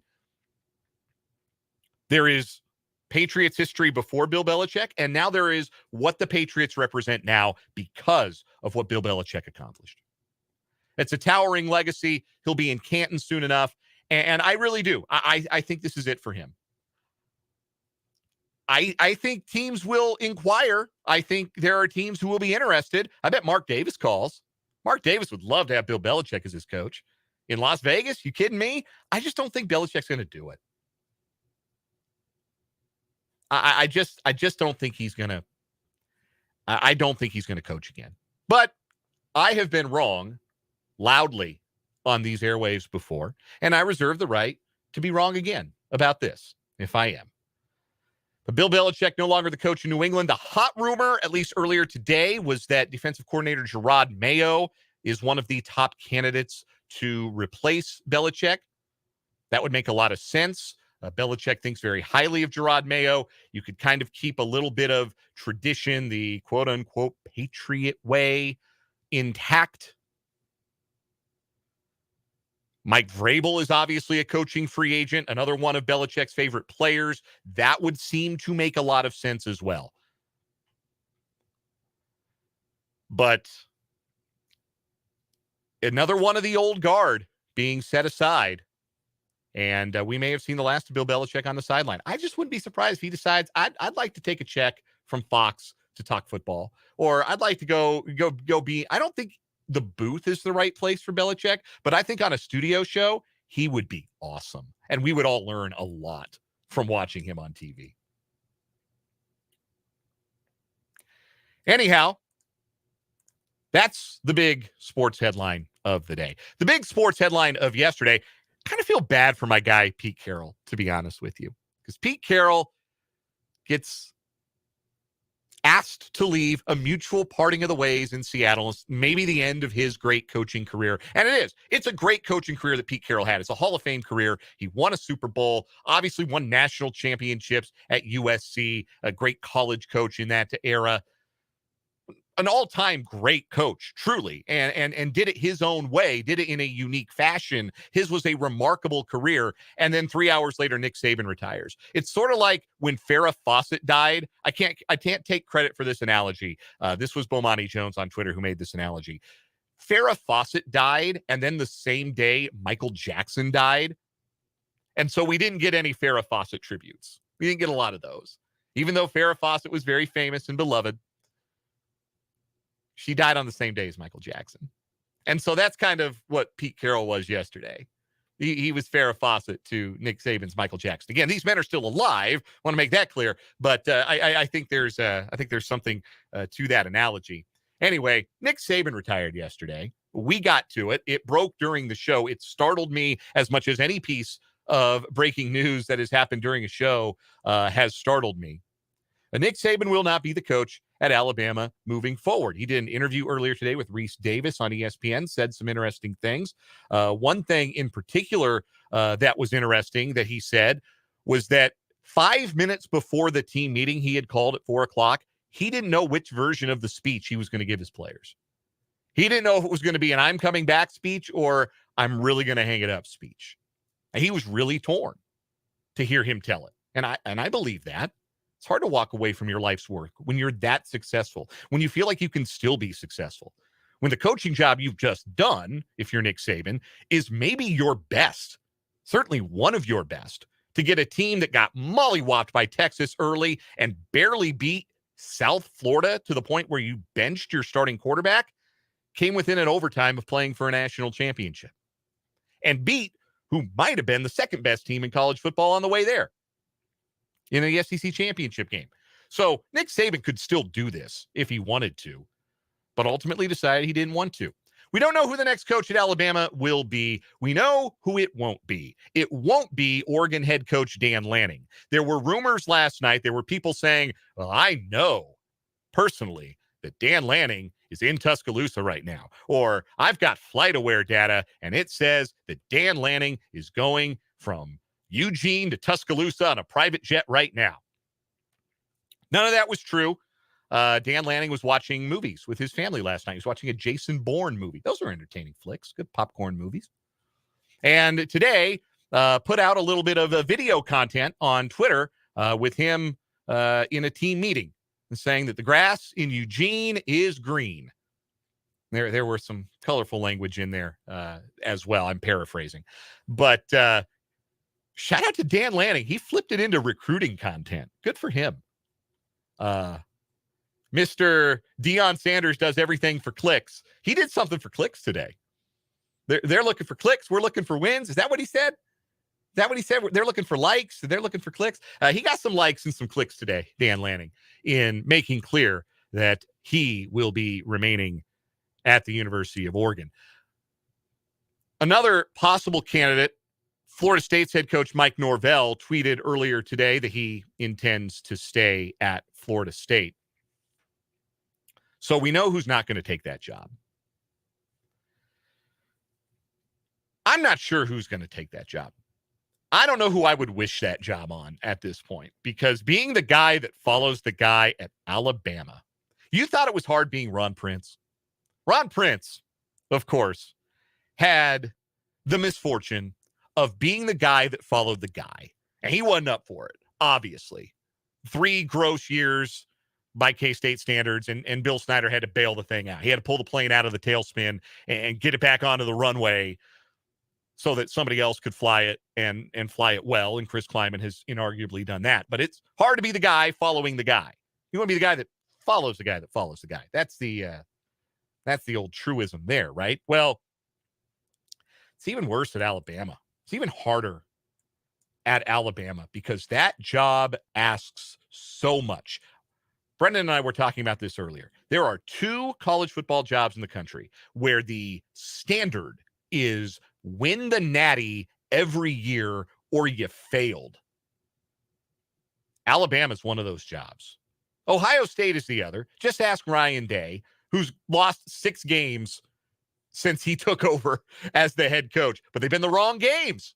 3 of them in a row have been to Michigan. Can't lose the wrong games. And at Alabama, you really can't lose any games because the expectation is national championship. Bill Curry, nice man. Bill Curry was the head coach. He was an Alabama alum. They hired him after Ray Perkins left the job after 1986. Bill Curry went 7-5, 9-3, 10-2. That's program building right there.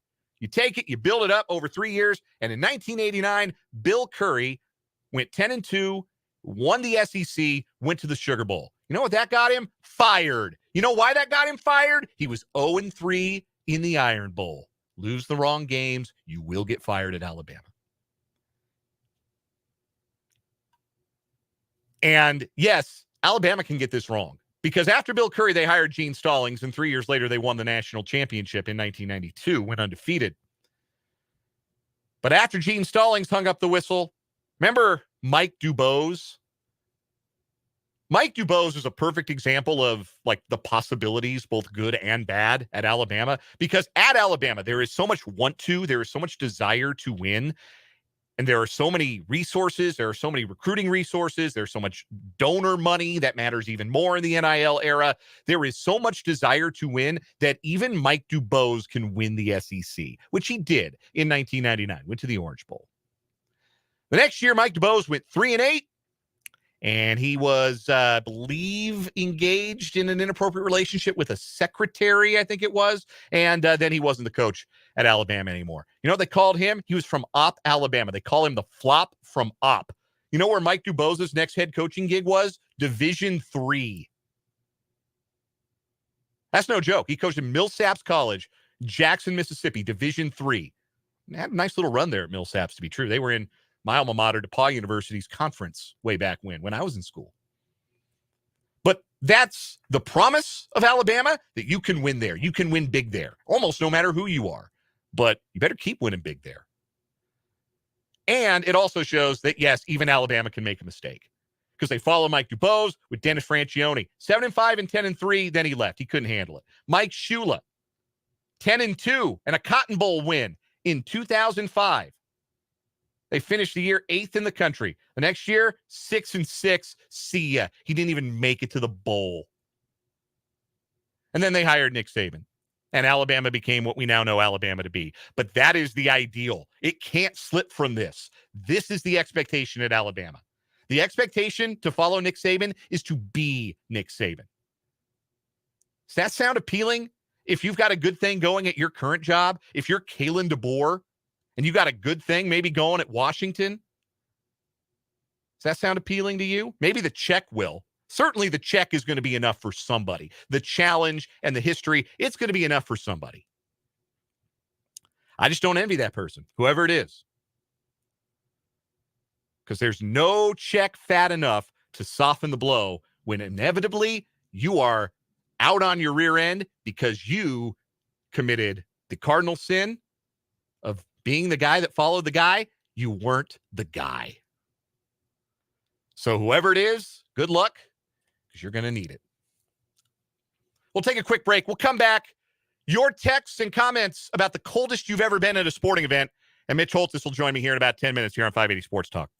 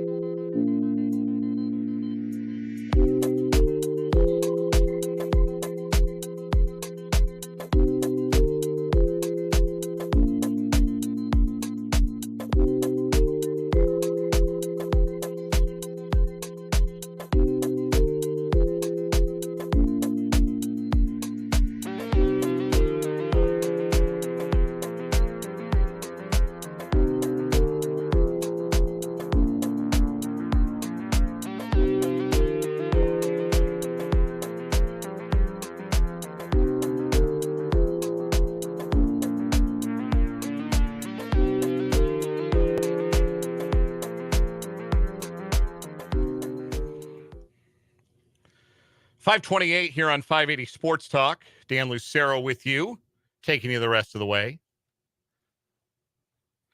Couple of thoughts from the listeners regarding Nick Saban first and foremost. Vance on the YouTube comments asks, what about Kirby Smart or James Franklin?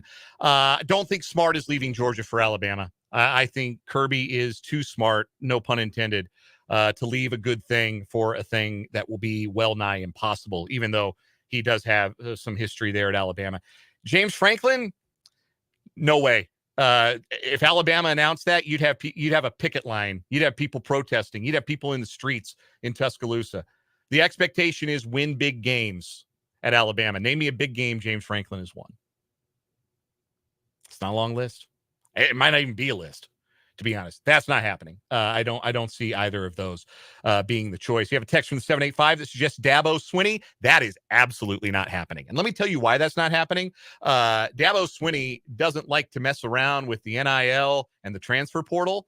And that's kind of how you have to build a team in 2024. I thought for years that it was going to be like that was the only job that Dabo would ever leave Clemson for, is maybe he'd succeed Saban. But there is a new era of college football, and it seems poised to leave Dabo Swinney behind. And that's not acceptable at Alabama, where, again, the expectation is we're on the cutting edge. We do everything better than everyone else. Dabo doesn't like to play the transfer portal game, and that's his right. He didn't have to do it. They won 8 games last year. You know what winning 8 games at Alabama would do? Would have him looking for a new job. Earlier, I asked about the coldest you've ever been at a sporting event, and we got some good answers on the text line. Again, 785-272-9429 is the text line. One from 785, Ravens Chiefs playoff game, 2010, I believe. Ridiculously cold for that game. A lot of playoff football answers for this question. Another from the 785, KU Mizzou football at Arrowhead, Saturday after Thanksgiving, 2007, 2008. Some cold weather. I remember the 2007 one. That didn't look fun to be at on TV. Obviously, all-time great game in the series, but it didn't look like a fun fan experience. That was a game much better enjoyed on television. Another one from the 785, 1996, Northwest Missouri at Northern Colorado in the Division II football playoffs. It was so cold I had to use hand warmers to keep my cameras from freezing in the weather. Had to change batteries at the end of each quarter. Got cold up in Greeley. And cold up in Greeley means it didn't smell good either. I can guarantee you that. I know a little something about the aroma in Greeley, Colorado. Other answers, coldest you've ever been at a sporting event. Here's one. This call is coming from inside the house, but it's in the YouTube comments. November 96, Kansas State playing Colorado in Boulder, 15 degrees at kickoff. By the end of the game, it was 5 above. They had jet blowers on the sideline to keep warm. K-State's video coordinator and I were down there at halftime. He was warming up his feet, got too close, and melted the soles of his tennis shoes. I bet that felt good, though. Melted soles probably felt really good when it was that cold. Vance in the YouTube comments. Chiefs game in 93-94. Snowed 8 inches the night before. Actual air temp was 7 degrees. Sustained 25-mile-an-hour winds, pushing the wind chills to more than 15 to 20 degrees below. That sounds like about what it's going to be, except even colder on Saturday night for Chiefs-Dolphins. Another submission from the 785 Chief-Colt playoff game, January 96. We all know that one. That game has a name. I do remember, again, wasn't there, but I do remember watching on TV and that game looking altogether miserable to be at. And that was before all the kicks started missing the uprights. And one more from the 785, a personal story. When I was 10 years old, went to a football game at Topeka High. It was 35 to 40 degrees. We had coats on. During the game, it started to rain lightly, so we got soaked, but he didn't want to leave. But I was 10 years old, sitting, freezing my backside to those old Moore Bowl aluminum bleachers. Never again. Aluminum bleachers make it worse. They do. I was at a Rockies playoff game in 2009. It was game 3 of the National League Division Series, Rockies-Phillies, and I was sitting in the metal bleachers out in center field that night, and that is actually the coldest I've ever been in a sporting event. Metal bleachers make it worse. Another one from the 785. Cold day in 2023, December, when Sporting KC won the championship. Cold weather games, they always stand out in the memory because it's a communal experience of suffering. And then your team wins and you don't feel it. That's the ideal. That would be the ideal if the Chiefs can win in cold weather this coming Saturday against the Dolphins on Wild Card Weekend. To preview it, Mitch Holthus joins us next here on 580 Sports Talk.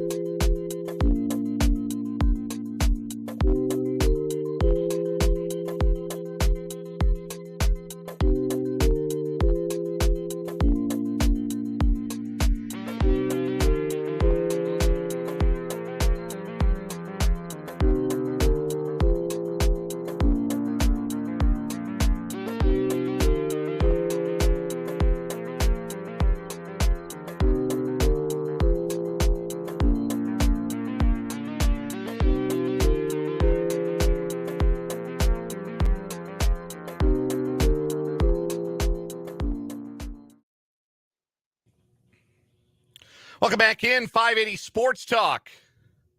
Coming down the home stretch of this Thursday edition, Dan Lucero hanging out with you.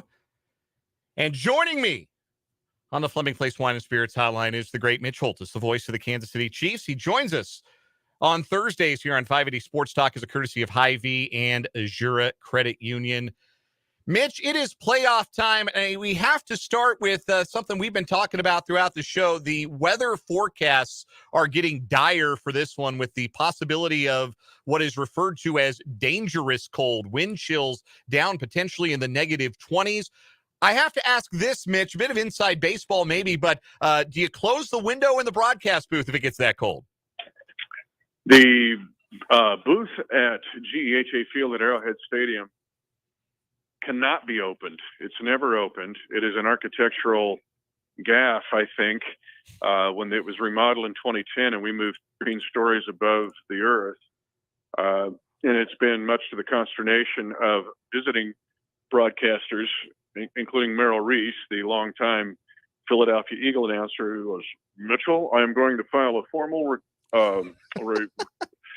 complaint with the league. I go ahead, Merrill, go get him, buddy. I'll co-sign it. So, no, the sound that you hear is from the field, but it's actually a conduit that we have with mics that are in different spots around the field. And that's why you hear Patrick yell out audible. Our sound is incredible, but it's not gnat sound coming through the booth. Now, just so you don't think Mitchie the kid's getting completely off of the hook, and believe me, I can give you cold weather broadcasting stories in my career. But I also do the Field Pass pregame show that we do on the field about an hour and a half, 2 hours before the game. And so we will be down there for hopefully a short time, but I will be down there nonetheless. But, a lot of people are coming to this game. But hardy folks know about it and how to do this. I mean, growing up on a farm, we had to do it all the time. You layer up and try to be smart about it and try to be safe. But being layered and having the right gear, you can pull this off. It will be one of the coldest playoff games of all time, not the Ice Bowl of 1967, which is the coldest ever, but probably the coldest playoff game in Chiefs history. The previous one was in 1994-5 when we were upset by the Colts and Jim Harbaugh's starting quarterback. But anyway, here's what we said on the podcast. People can go to the Defending the Kingdom podcast, which is called Dashes and Letters. 40 years from now, and however they're looking at data, they may look at the weather of the day, but probably not. They will just look at the result and whether it's a W or L. So that's what the Chiefs have to concentrate on and take care of their business and win this game somehow. Well, let's get into the business of the game then, as the Chiefs will take on the Miami Dolphins on Saturday in one of the 6 wild card weekend games.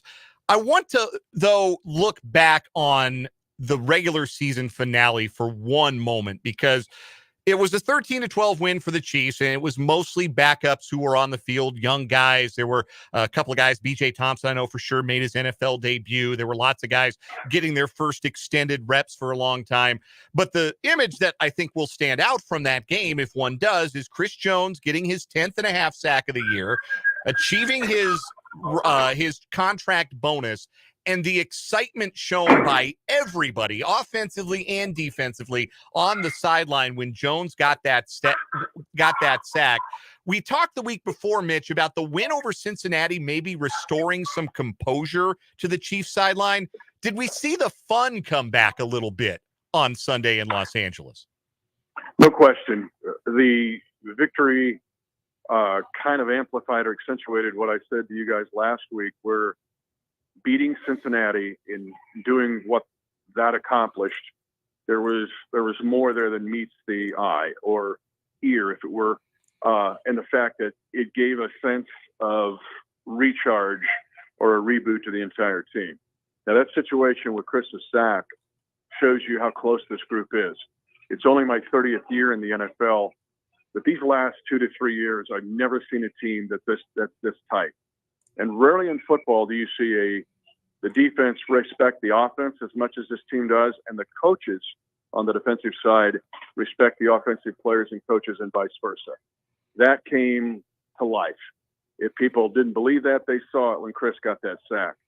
Now, I would tell you, too, there were other benefits to that game that maybe aren't as obvious.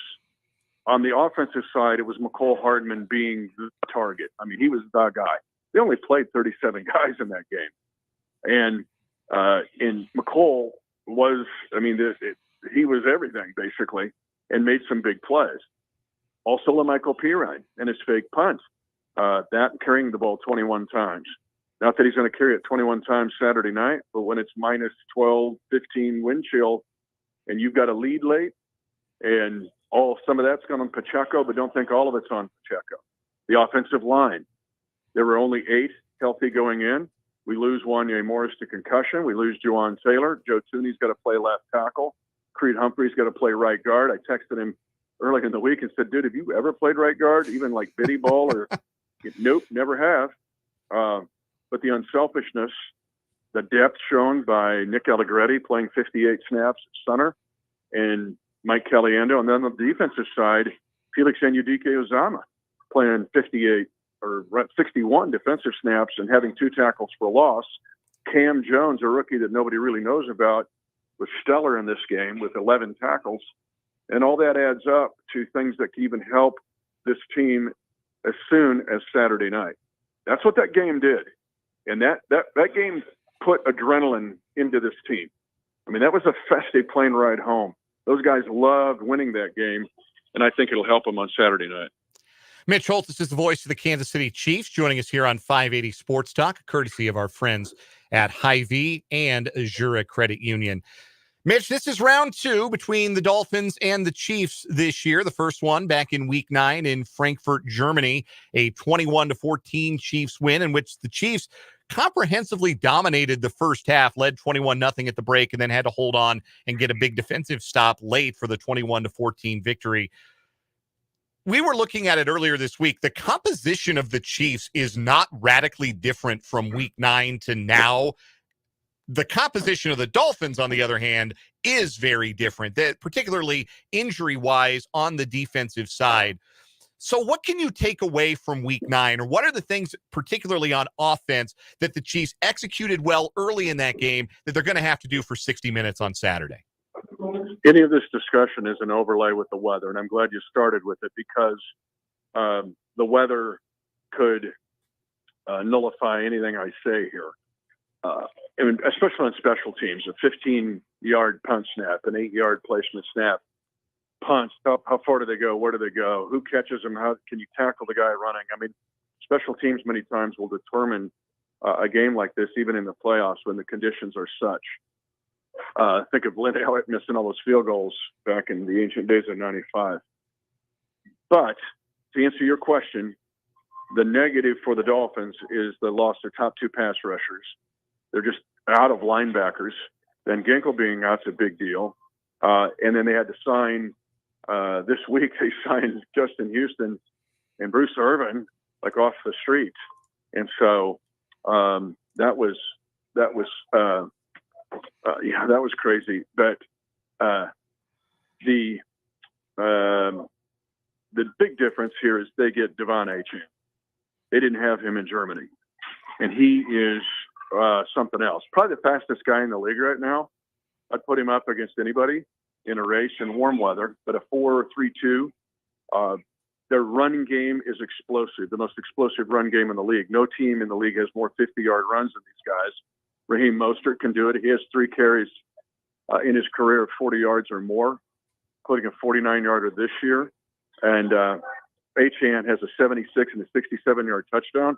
So that's the big difference is they have Achane now and they did not have in Germany. With that element to their rushing attack, and Achane is dealing with an injury that limited him at practice some this week. So is Raheem Mostert, who didn't play in either of the last 2 regular season games for the Dolphins. But with that element to the running game, maybe being more in play in a cold weather game, what do the Chiefs have to do defensively against that rushing attack to nullify it as best they can? The Dolphins use even more shifts and motions than the Chiefs. And my answer is 2. You must align correctly and don't be tricked by all of the magic being shown by Mike McDaniel and, his Harry Potter style here. That's one. And then two, align. You've got to align.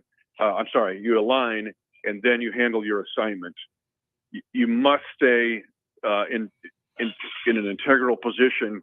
If I've got the B gap on the backside, I've got the B gap on the backside. And I've got to make sure, because they can get a cutback lane and these guys are gone because they're so fast.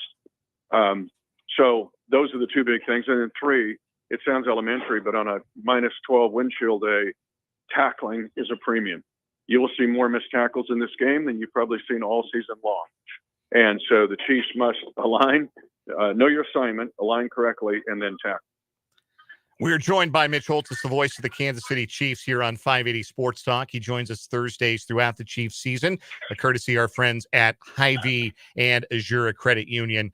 Mitch, what will be most important for the Chiefs offense to get and sustain momentum? They had first half momentum against Miami in Frankfurt, but struggled and didn't generate any scoring drives in the second half. Obviously, totally different circumstances, both for Miami injury-wise and the weather, of course. But what will be important for the Chiefs to do to sustain offensive momentum against this Dolphins D?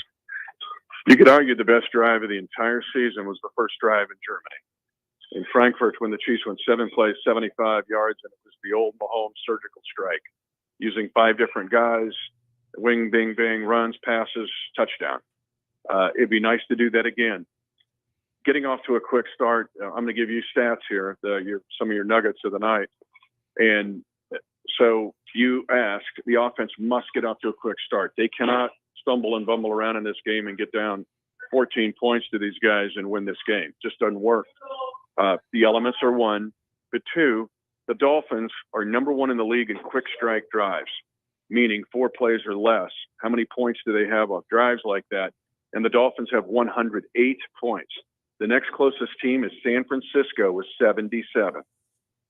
I mean, this Dolphin team is going to swing at the first pitch and they want to hit it out of the park. Here's another one. Of their 17 games this year, they've led at halftime 12 times out of the 17. And they've won 11 of those games. The only game they did not win was at Buffalo. Conversely, they trail at half. They're 0-5. This is a Dolphin team that loves to play from ahead, play downhill, and if you make them go the other way, which is exactly what the Chiefs did in Germany, being up 21-0, they hate that. So this is a team, more than any in the NFL, that wants to quick strike, play fast, play downhill. This is not an uphill kind of team that wants to come down from 10 points or more. Couple more questions for Mitch Holthus, the voice of the Kansas City Chiefs. We played Travis Kelce's press conference from earlier on the show. And one of the things I thought was interesting that Kelce had to say was talking about learning every day, that this season has been a bit of a learning process because it has unfolded a little differently. There has been a little bit more adversity. There have been more games in the losing column in this season than in any of the past 6. And Kelce referred to it as a learning experience. What do you think is the most valuable lesson the Chiefs can take away from the regular season and apply to the things that they do in the postseason starting on Saturday?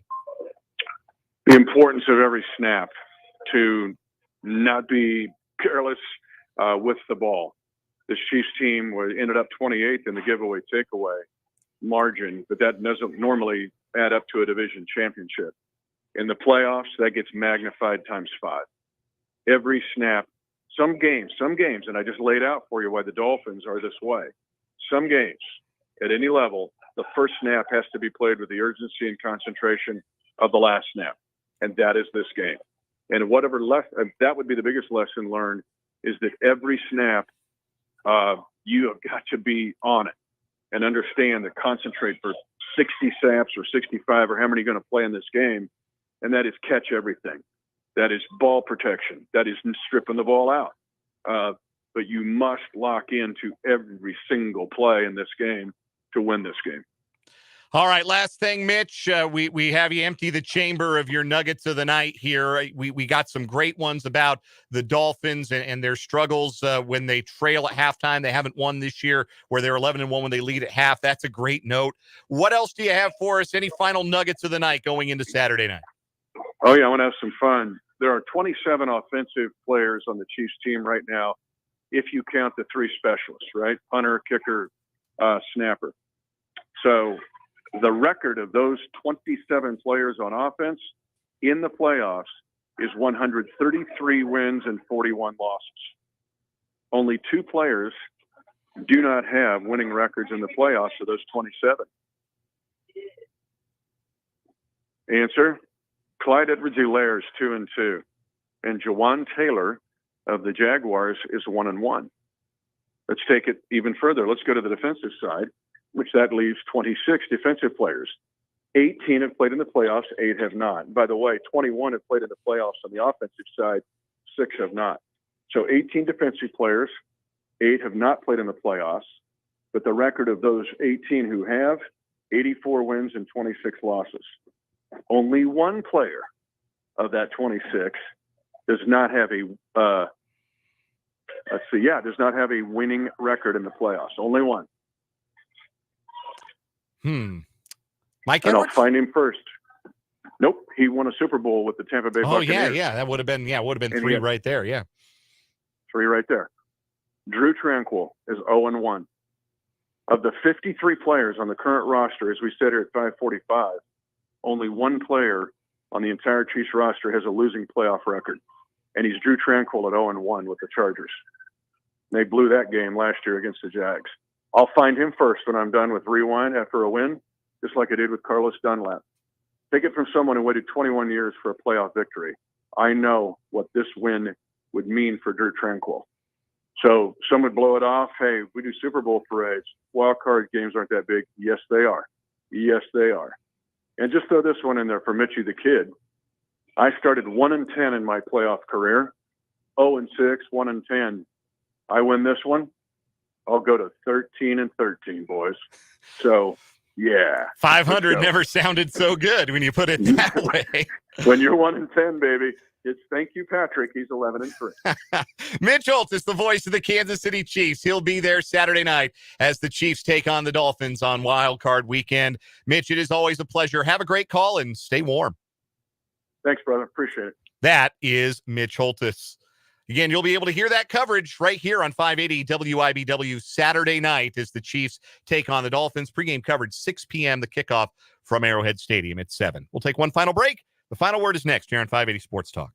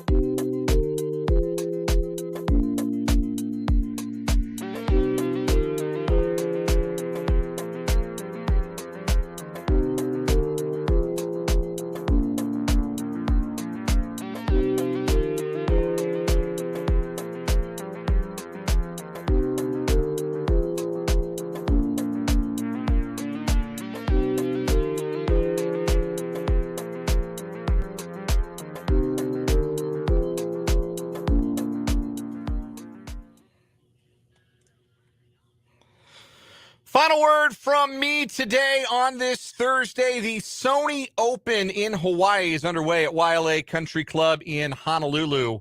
second stop of the season on the PGA Tour, and sitting currently in a tie for 91st after a day one over par 71 is Gary Woodland. But of course, if you followed Gary's story, you know that score is beside the point. Him being on the course at all is the victory this weekend. If you have not seen the clip, seek it out. Woodland spoke openly in a press conference earlier this week that he genuinely feared for his life every day for a 4.5-month period while he was undergoing treatment for a lesion on his brain. He was able to come through it with great support from his family and friends, and he is back competing on the PGA Tour starting this weekend. That is a victory in and of itself. And of course, I refer to Gary on this show as the professional sports franchise of Topeka, Kansas. Everyone here justifiably is proud of him, is rooting for him, and rooting hard for him this weekend and celebrating his return to the PGA Tour. Go get him, Gary. That's going to do it for 580 Sports Talk today. Brendan's got the Washburn Basketball Coaches Show, 6 o'clock, over on our sister station, Classic Country 106.9. Jerome Tang Show tonight, 7 p.m., right here on 580 WIBW. You can hang around for that. We'll be back tomorrow from 2 to 6 or 2 to 5:45, depending on when high school basketball starts. We'll preview Chiefs-Dolphins. We'll make an announcement about the future of the show we're excited to make, and we will have a good time tomorrow, so I hope you'll join us at 2 o'clock. For Brendan Dworzinski, I'm Dan Lucero. This is 580 Sports Talk.